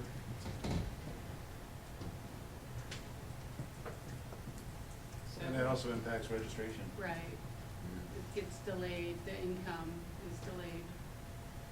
So I think we still offer where you can register, but then you pay later, so you can delay your payment till the next fiscal year. Yeah, but if everybody has to do that, that's, we're holding back. Does the August date drop back down, or is it still on the higher bucket? Drops back down. But I don't know if it's exactly the same, but it'll be equal. There is a drop. Challenge with that is there's more and more year-round schools that people have to deal with in early August. It's not even year-round, it's just regular. Arizona's already back in session. Yeah. For the year-round schools. It's not even year-round, it's Yeah. like just a regular They traditional. have a shorter summer, but then they have. They get out at the end of May, or the third week in May, because my kid starts on the 1st and the other one starts on the 5th. So, So yeah. the national annual is May 10th through 13th. Right, but we don't know what it is the following year, and that would be the one that we're looking at. Next year. Yeah. So. Never mind. You are hosting a conference next year, right? They got it, Just 19th checking. through 22nd. We can check with AAA and see if they have any indication of what they're looking at for the year out. But Yeah. they gotta be doing the same thing we are, looking 2 years out. I'm for sure they are. Probably it's just not published. Right. We know where it is that year? No. We don't know yet. So I think we're settled on the DoubleTree and Sonoma County and There are dates. well, or at least that venue now, it's just figuring out the dates. So I think what I'm hearing is there's support for the lower rates, whether it's the early July or first week in August. Any specific preferences? I would say July because the school's starting earlier and earlier. It would be easier for some of us. I think earlier in July would offer up the family-friendly concept too. Because even if school's not starting, folks are trying to get their last minute vacations in early August, so I go with early July. Yeah. So I think we have a conference. Yay! Good luck. Assistant corporate manager who's quite eager, so you have a vice chair now. And the chair identifier. Not me. I already did mine. So who's the? Omar DeBoule. Is the number? That's all for my report on time and place, Mr. President. Perfect. So let's go on to the book. director's items. Director's comments? Yeah, sorry. I think the members kind of, I wanted to go back to something Barry and Scotty were talking about on the national committees. I chair one, and I encourage everybody to echo the sentiments that they should participate in those. And mine covers a lot of water, from winter operations to safety management to commercial space to UAS and so on and on. But there are a lot of opportunities to participate, and they actually need the help. They need the people to participate. And so most of it's done through conference calls. So it's not as if you gotta travel somewhere to attend a meeting. You just join the conference calls and help. A lot of those committees also then help the conferences, UAS conference, the SMS conference, the wildlife conference. These working groups help those conferences as well. So please encourage your folks to participate. It's just an hour on phone call. Good comments. Thank you. You know, I've got one. We'll have plenty of opportunity to do this individually, but collectively, I just wanted to thank Jonathan for a very productive year. Good work. Thank you. Appreciate it.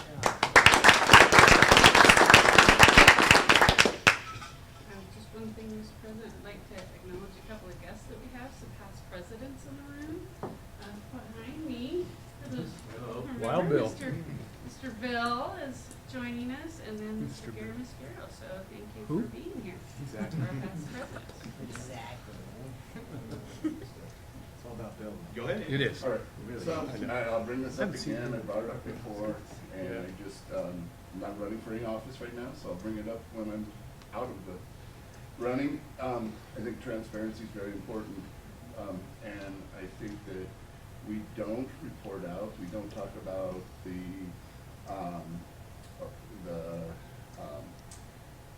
voting process for these positions. We have large joint, the group membership, and we have a lot of representation from voting that comes in. We don't know who's voting from the outside that's not attending the conferences or not even partaking in the association other than having the right to vote. So we have large kind of displaced groups that I don't know if it represents a open kind of democracy in our voting process. And I brought this up before, I'll leave it at that. I think, we need to look into this. I hear from other members, commenting on it, saying, hey, I think the positions are very select and very hand-picked. So that's what I see.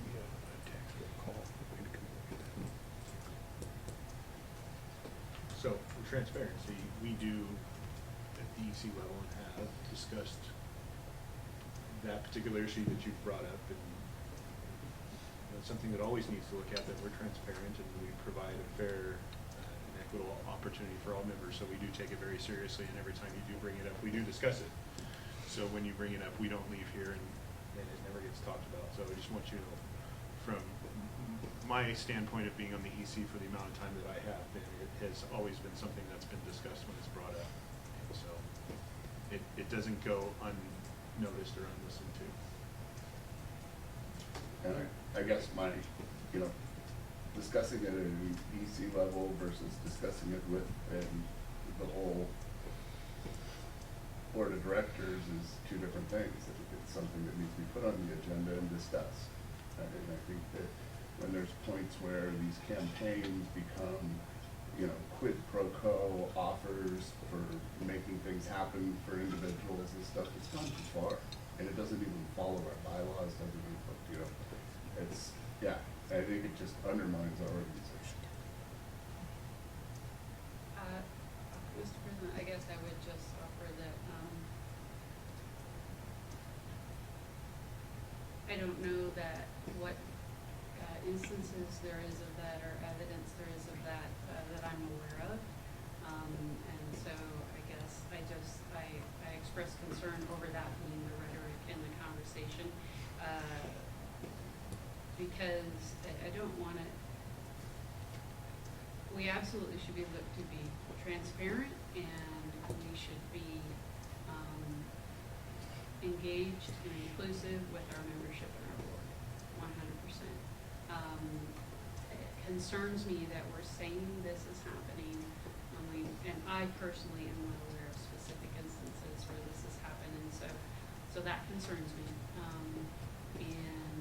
And I think we do continually, because as you mentioned, Greta, before, we do discuss it here at the board on a fairly frequent basis. I'm not hearing from others that there's that same level of concern, so this is by no means to dismiss at all your concerns, Andy. We keep entertaining it here. And so I haven't been told by anyone else that this is a concern. So I absolutely want to hear if this is a concern, and if we need to reevaluate our election processes.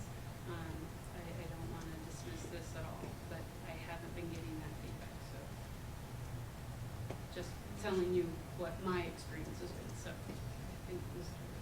So I was up in the Northwest chapter for a number of years, and then talking with the other chapters. This chapter is one of the only chapters that actually has open elections. In most regional associations, the slate comes from the nominating committee, that's ratified by the board, and then it's further ratified by the general membership. And the only time that there's any kind of an election is when there's a nomination from the floor that actually passes the general membership committee vote. And so I was very surprised when I went into the Northwest chapter and wanted to get involved. And I literally had to earn a position by the nominating committee, and that was the only time that there was ever any opportunity to show value or identify what you wanted to do or were willing to commit to.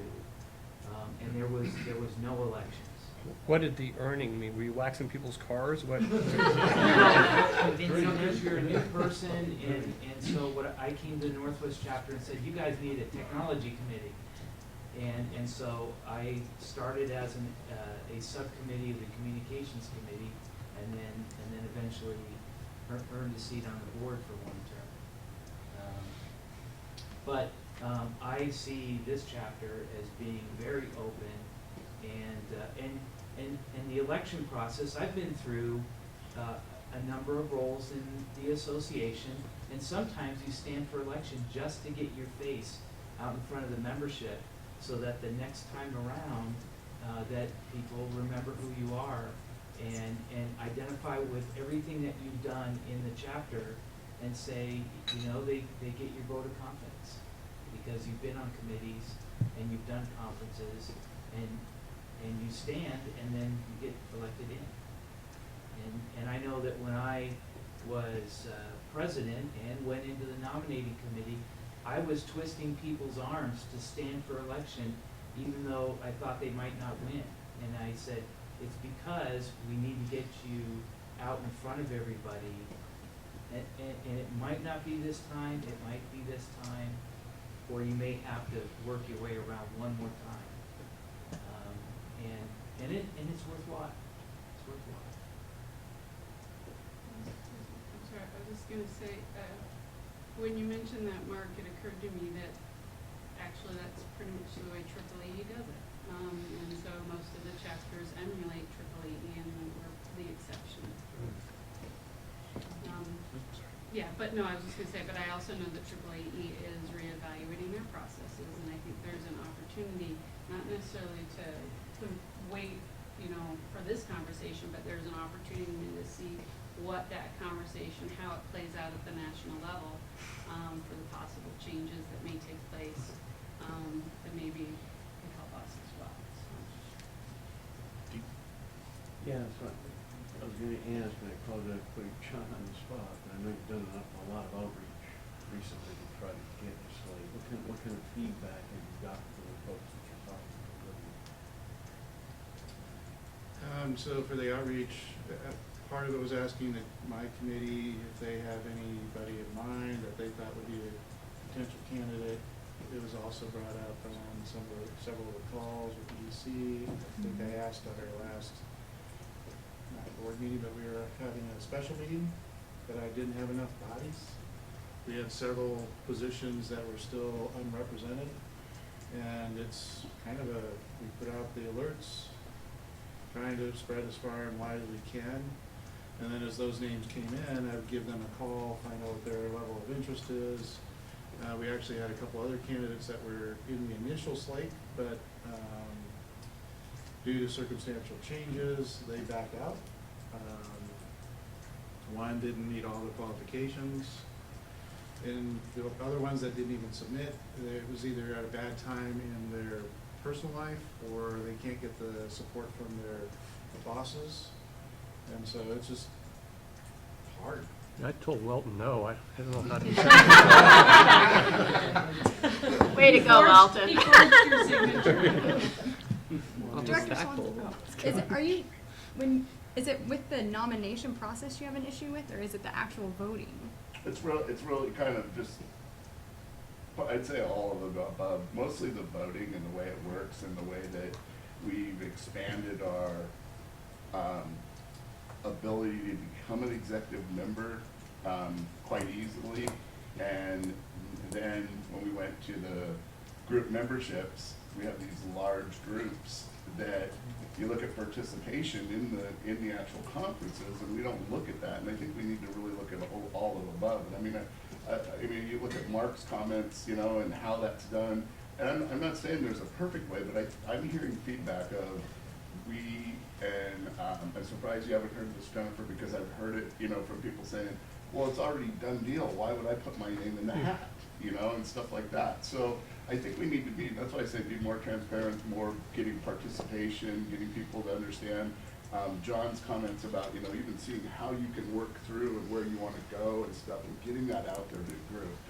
My biggest thing is that we don't lose members because they say they feel that there's some kind of, you know, non-transparent process. And I get that, but with like the numbers game alone, I mean, our largest group membership is what, 38 people? And how many voting members do we have? Yeah, and we looked at that a few years ago. I mean, percentage-wise, say the Right, entire right. largest, Yeah. swing of 40 Yeah. people. I mean, do There's they even really make an some impact? Right, when we looked at it a few years ago, it did not. Okay. The percentage wasn't high enough to sway a vote. And if I cannot recall off the top of my head if that was before the change was made to the qualifications for an executive member or not. I don't remember, so I'd have to look at that. But your concern is the intimidation factor of not wanting to even put their hat in the ring? Yeah, that and all of the above. How long ago we looked at this, how we, you know, bring it back to the I mean, whole even looking, board how to many look executive at, members do we have look right at the now? Information, have statistics and So data currently up there to there's- say, here's what it looks like, guys, this is what's going on. And I'm not certain I totally understand the issue either. I kind of share Jennifer's view that I haven't seen it this way. It's an interesting thing, but I think it raises the point of if this is a perception among the membership that it's a flawed process, even though maybe the integrity of the process is really good, there's a problem. Because right there, the fact that people wouldn't enter the process for concerns about what really happens or what they think or what they've heard, that in and of itself is an issue, even if the process is good. So there's something to that, in my opinion, that you have to look at that and say, what do we do about that? And this has been a discussion on the board for many years. The change was made to dig deeper into organizations. Why do we keep that level at 3, the depth at 3, when you have an airport manager that could be from Petaluma? There's 3 people at that airport, but you can get a department head at LAX that has way more responsibility, larger budget, and employees. Why are they not considered an executive? And it was also done basically because it's the way EEE does it is very clear. You work for an airport, you're that category. The only differentiation they make is executive is accredited. So we don't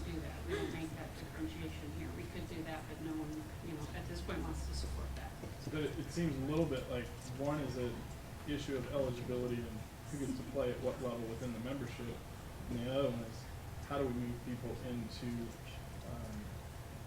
a candidate status, and what does it take? Is it a nominating committee process? Is it an open process? I think they're kind of two different things. I mean, they certainly interact, but at least what I'm hearing you say is that the credibility of how you become a candidate and then advance through the election process is what's of concern. Is that? Well, that's yeah, and I think you really hit on that, because you think about that and what Mark referred to is, and I think we've kind of evolved into the, it's never kind of set in stone, but it's evolved, where years ago, the process, and I don't think it was set in stone either, but you chaired a conference, you did, there's these different calls, and then we ran into problems where we couldn't get participation, so we said, well, no, you don't have to even, it was 1 year, it went to 2 years of service, so this is all, and I think just going through that and making it very clear for people so they understand and they don't feel like they're just, I think that's, I think you're hitting on that too. That's Did you why I read bring the it up. policies? Did I what? Did you read the policies? Yes. Okay, what's unclear? It's not what's unclear, John, it's what's been changed and kind of, what I would say somewhat watered down because we couldn't get candidates and stuff, and being able to reach out to all the organization and tell the organization. That's the role of every person at this table. Right. So, Past President Mascaro. Thank you, Mr. President. So I was the nominating chair last year, and I went through this whole process. I worked with, at the time, second Vice President Maples on doing that evaluation process. So we did look into the statistics.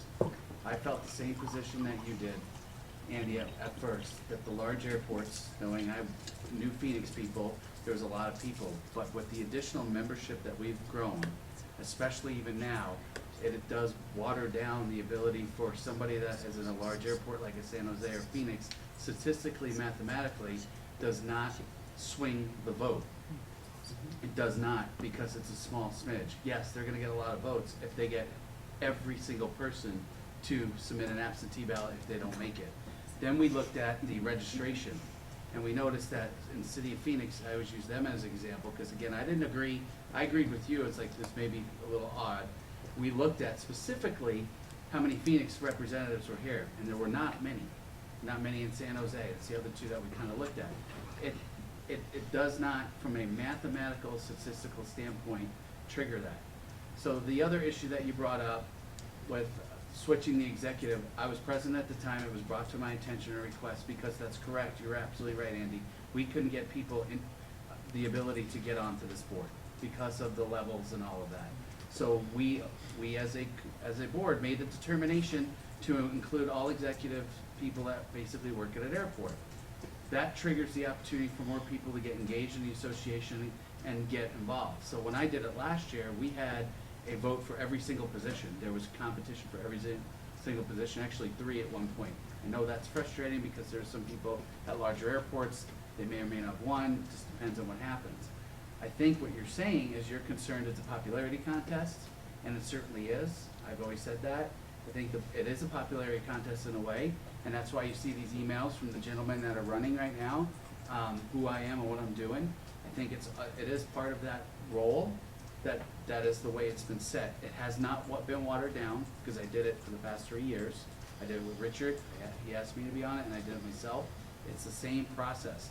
Our role is to get people engaged and involved. So the more people that get involved, which I think is what the current president and vice president have been doing, is trying to get chair and vice chair, those individuals will be tapped on the shoulder to get and move up to the chairs. There are some vacancies right now, at large, which can be anybody. She's running unopposed. Lucky you.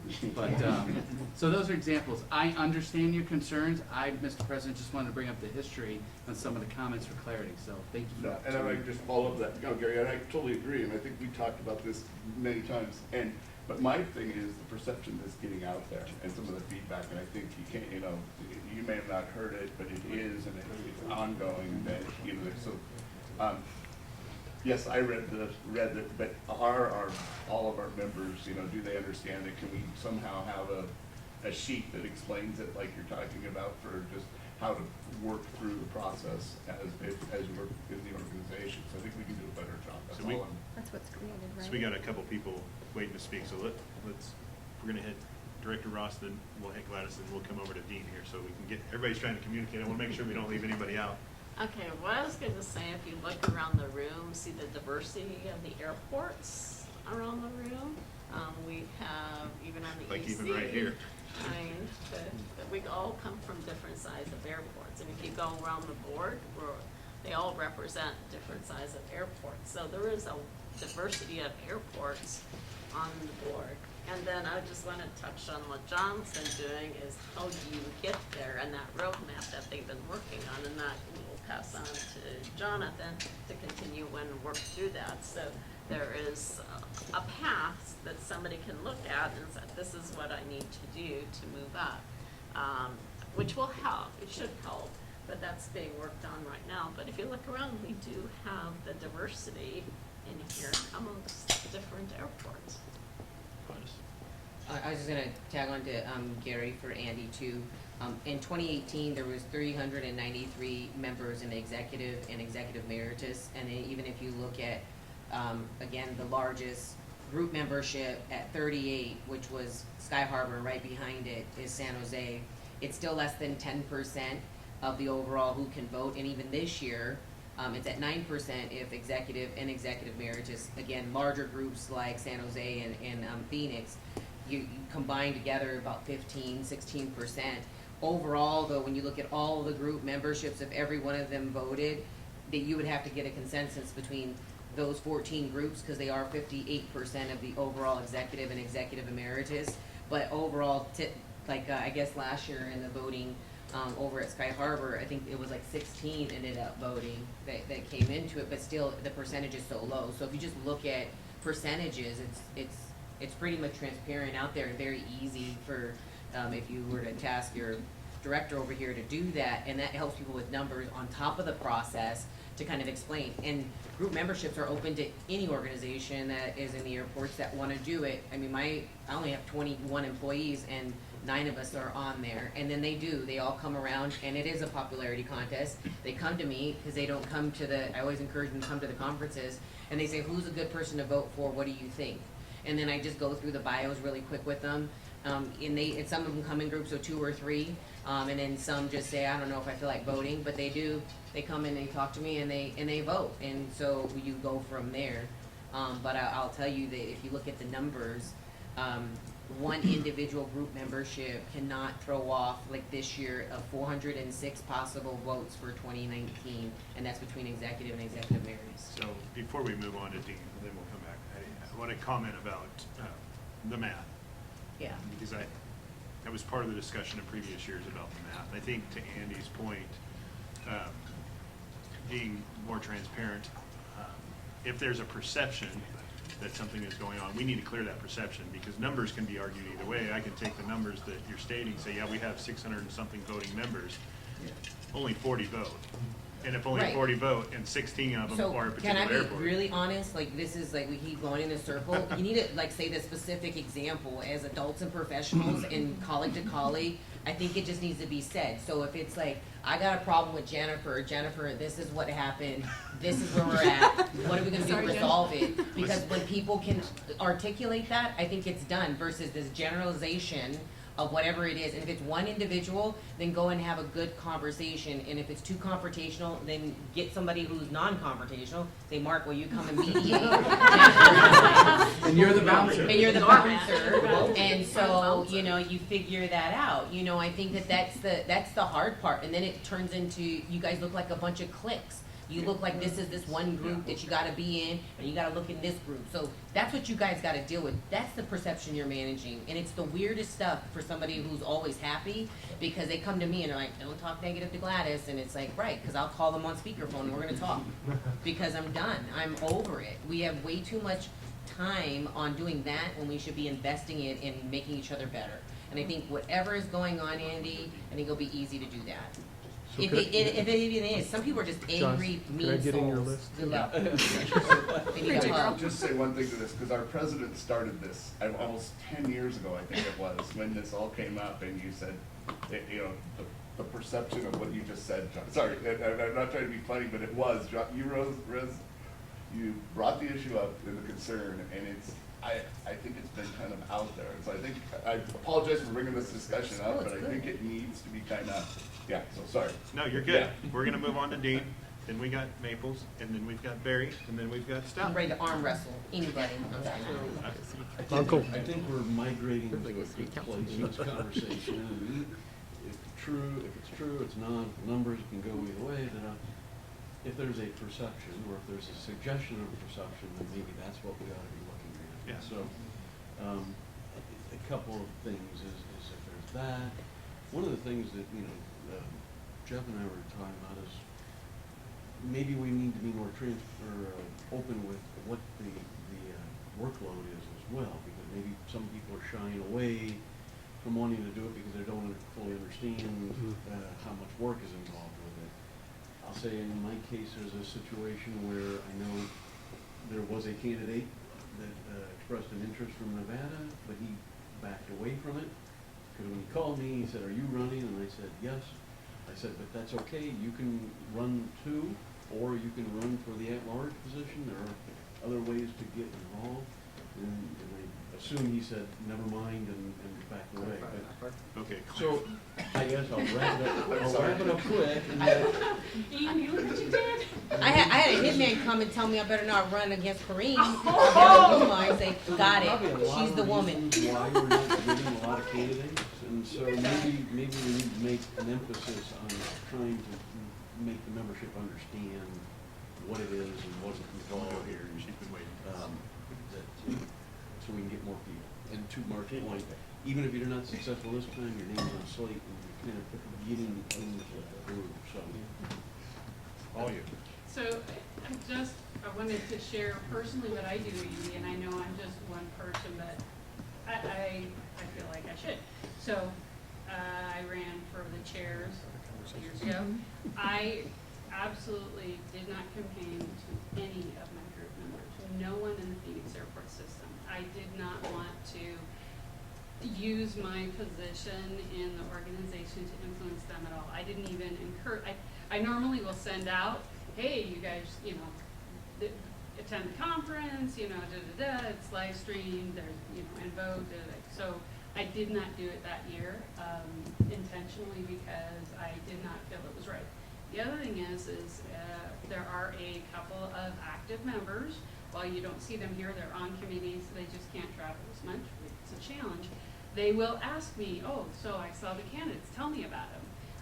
And I tell them in the completely unbiased, I will not in any way encourage or support any one candidate, never have, never will. Now, we don't write that down. We don't tell you that's what you need to do, but I guess I have a certain amount of faith and confidence in the people who are on this board who have invested in this association to do the right thing. So I'm not saying you're wrong, I'm really not.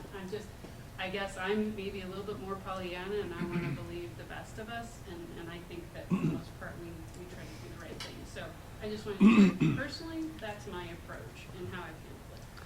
So I want to tag on to what Dean was saying. I think if there is a perception out there that could cause a schism in the organization, could cost us members, perhaps is costing us candidates, let's give a short tutorial, maybe during the general membership meeting, 3 minutes.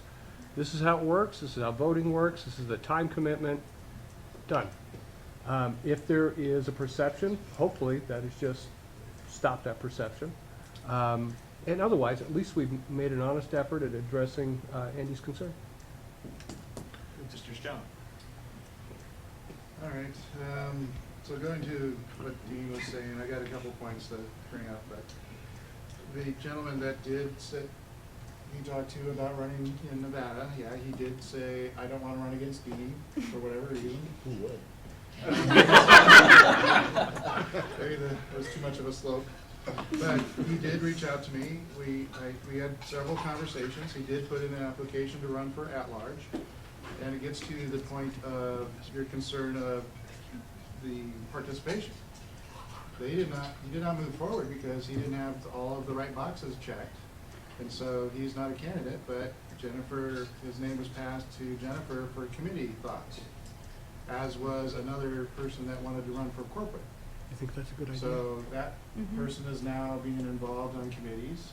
So it does get checked on participation. I don't believe that's watered down. It followed the bylaws and procedures. We worked with, Kevin gave me all of the participation information. It was verified with Kathy. So that does get looked at. And John, don't think, I think, when I said the word watered down, I'm talking about actual process that we have elected to change, not your, yeah, so don't take that personal, please, I wasn't going at that. And one of the feedback is there were some people that are concerned about that person's doing a good job. I don't want to run against them. But everybody I've talked to on that, it's like, no, we want competition. It's written into our procedures and bylaws that we encourage multiple candidates for running for every position. There needs to be options. And it's another way, like getting the face time, getting known, getting out there to have your campaign, and there's next time. But if, it sounds like most people at this board haven't heard the perception that, what you're saying, Andy, so I would encourage you to tell those people to talk to the EC, bring this forward. So if it's that big of a problem, how come we're not hearing about it? Well, I know You one bring it up at did every talk to meeting, one of but- your members, so I know one for sure. Okay, why are you not encouraging them to talk to the EC? They did, that's what I said. I know one did for sure.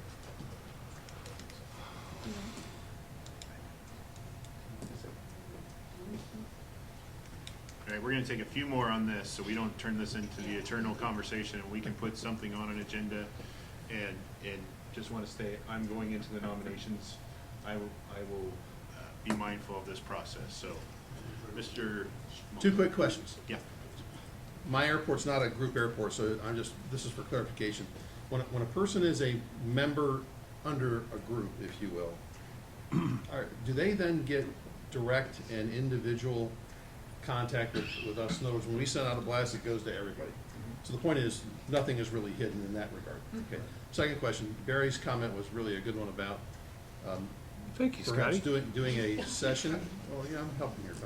My thought would be, why not do because if you do a session at a conference, you get only those that are at a conference. But if we did a webinar and maybe gave 2 opportunities or 3 to see the webinar, then everybody in the association would have the opportunity to hear how we do what we're doing. Just a thought. How about we do it at the conference and videotape it? Could do that too. An engagement session? Yeah. And And I don't pretty think, good I don't think it has to be a big deal. I mean, this is a 5-minute conversation. This is not a session. Right. Yeah.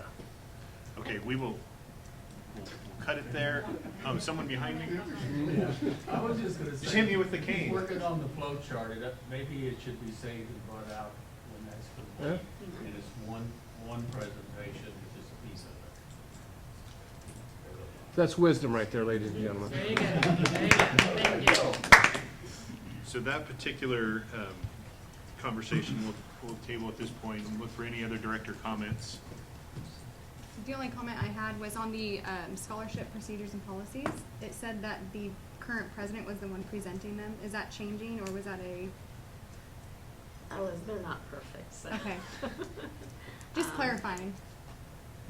So Yeah. save your questions for the election, after the election, and send them that new. To the new second VP? There you Okay. go. Here's the red line. Yeah. Start yeah. running. There you Yeah, go. like I said, I tried to get them as accurate as possible. And my apologies for my and- being late. And there's Shame on you. perception I'm so of different late. things along the way too. Okay. So I think they still need to be further refined. Some Thank are you for better your than hard work others. on that. Yeah, so. Yeah. I know it Thank took a you lot of to effort. everybody, so. But at least now they're I separated. think the director's comments was longer than the whole meeting. Second that. So any more director's comments? Let's move to member comments. Yeah. All right, I will entertain a motion to adjourn. So moved. Second. All those in favor? All opposed? Adjourned.